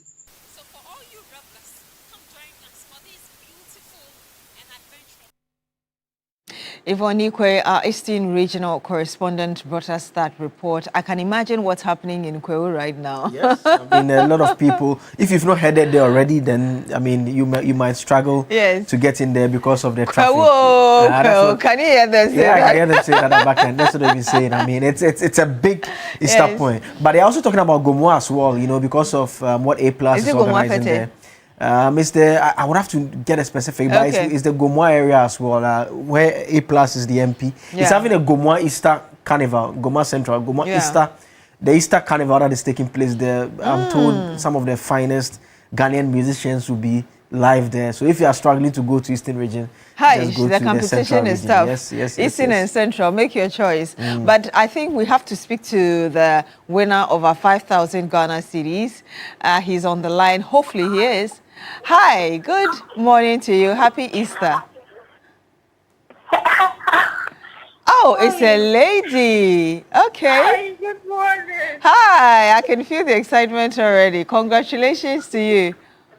Thank you. Wow. Thank you very much. Okay, confirm to us, how much did you receive on your phone?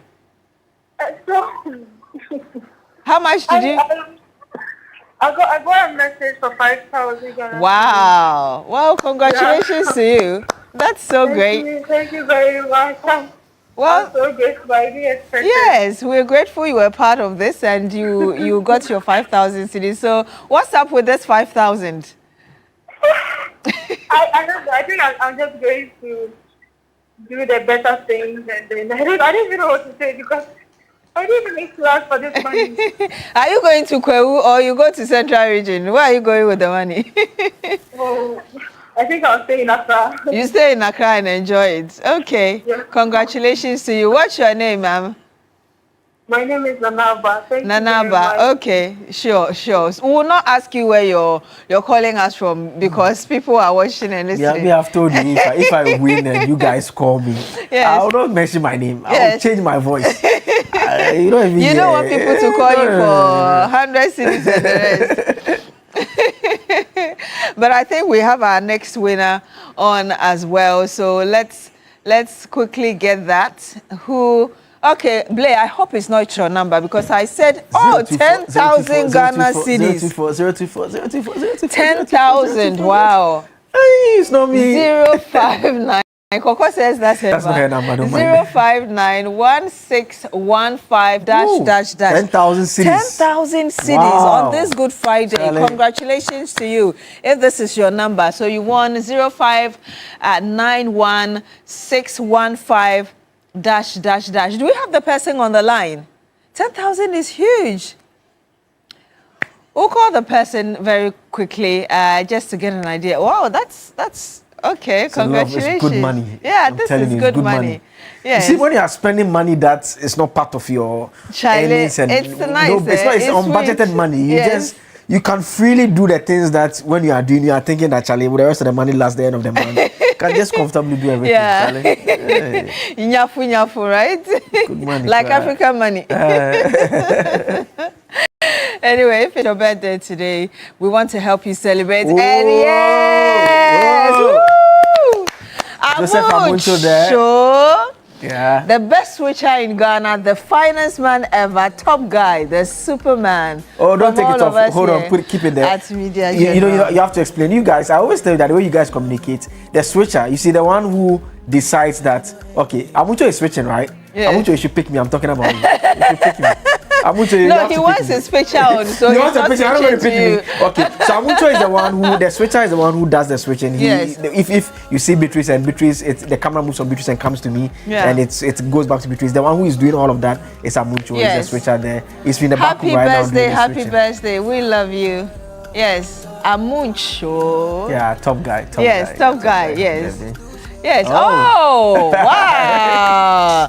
Derek Nilate. He's also Yes, a fantastic guy. Anytime you have an issue with your I had an issue laptop with or my MacBook anything, with yes. some installation. He sorted me out. He will quickly. sort you out Fantastic guy. immediately. Yes, yes. God bless you from all of us here at Media General. God bless you. Derek Nilate. Wow. Great day for great birthdays, right? Yes. And of course, Matilda, more blessings from Mabel and Anderford. Happy birthday to you, ma'am. Nana Entribuesiakon Omago. God bless you. Best uncle in the world. Yes, with his 2026 Nana One. Have you seen the registration? Yeah. Happy birthday to you, sir. Shadak says settings. Daniel Awuku from the squad. Oh, we love you. Happy birthday to you, Daniel. Belinda Emerald Sosu, God bless you, dear, from Mavis. Is it Mavis here? Oh, okay. Mr. Paul Atokwansa, aka Honorable, wishing you the best of luck from CEO Final Touch Boutique. Some more birthdays here. Williams Boachi Datsun, Administrator Land Management Department of the University of Energy and Natural Resources and CEO for the Willsman's Assuring Agency. Happy birthday to you. Happy birthday also to Michaela. Michaela is you are a blessing dear from WO1 and Bankwam Eric. That is coming from him there. Happy birthday to you. Elizabeth Abla Antonio of Accra, God bless you, is coming from Roland Walker. And Charity O Bartlett, wishing you good health. We love you so much, from Esther, Love, Dora, and JJ. Wow. Kwabena Ajay, wishing you a day filled with joy and a year filled with success, from Choku. Oh, this lady is in my church, actually. Mrs. Ruby, how do you pronounce that? Le Coeur. Okay, that's French. Le Coeur, Beidou. That's the heart. God bless you, from Owaski. Happy birthday. The French came to in you. handy there. Kelvin Owusu, our former colleague. Wow. Yeah, the sports journalist now. It's Sporty. Yes. Happy birthday to you, Kelvin. Fantastic guy. Fantastic Kelvino. Commentator. Fantastic analyst. Great sports journalist there. Oh, Abigail Wintisi Asana from Vida and the entire family. Oh, I love her kente and the beads. Happy birthday to you. Harriet Ofosuhene, Adidome Government Hospital. May the Lord answer all your prayers, from Jennifer Kwashi. 50th birthday to Mrs. Ruby J. Jr. You are an angel, from Gabi and the entire family. She doesn't look 50. Happy birthday to you. Yeah, from Thomas at Dote Papo. Happy birthday to you, ma'am. And yes, the person who won the 10,000, I nearly said 100,000 cities. Right. the old money, 100 million. Yes. 100 million. Yeah. Hello, sir. Good morning to you. Good morning, madam. How is everybody doing over there? Yes, you are all doing very well. We are not doing as well as you. You've won 10,000. Exactly. You are going to ask us how we are doing. Yes, congratulations to you, sir. Madam, thank you. You get a really bad my Easter this Friday. Oh, wow. It's a long holiday with a lot of cash. Congratulations. Yes, madam. Thank you, madam. Thank you, madam. I'm very excited to see. Sure. I have some plans, but you guys have made it super possible for me. Okay, that's great. Do you want to share those plans, any of them with us? God bless you guys a lot, and then keep up the good work. All right, thank you. To share any of the plans with us? I have this conversation. I want to go with my grandmom, and then some other family stuff I have to do. Okay. I've been planning to do it for a while, but then I don't use this to take the opportunity to do it. Since I have this money now, I think it's very easy to do it now. Once again, God bless you guys. God bless you too, and happy Easter to you and your family, sir. Happy Easter to you too, madam. Yes. Well, yeah, it's a great. You can see he's very excited. Yeah, he's very happy. He's very happy, and it comes back to the point I was making. You see, he said something. He said that there are stuff he wanted to do, and he got the money now. So the money just came in. Yes. Yeah. I think that'll be it for our show today, right? Absolutely. I mean, for those who couldn't win, you participate next time. We said you should do. Oh, I think Monday we have times, as well. Yes. We'll do that again. So it's not too late. But from all of us here, thank you so much for staying with us. Happy Easter to all of you. Happy Easter to you, Beatrice. It's always lovely joining you on Fridays in your beautiful outfit and serving us every other thing else. I'll tell you the rest of it. Yeah. All right, so do enjoy the rest of our programs, and just stay with us. It's a new song from Camido. That's how we are acting the studio. Oh, okay. Let the song roll. If I want to, if it's danceable, I'll dance. But this dance and let the whole world see how you can dance. Yeah, Camido taking us away.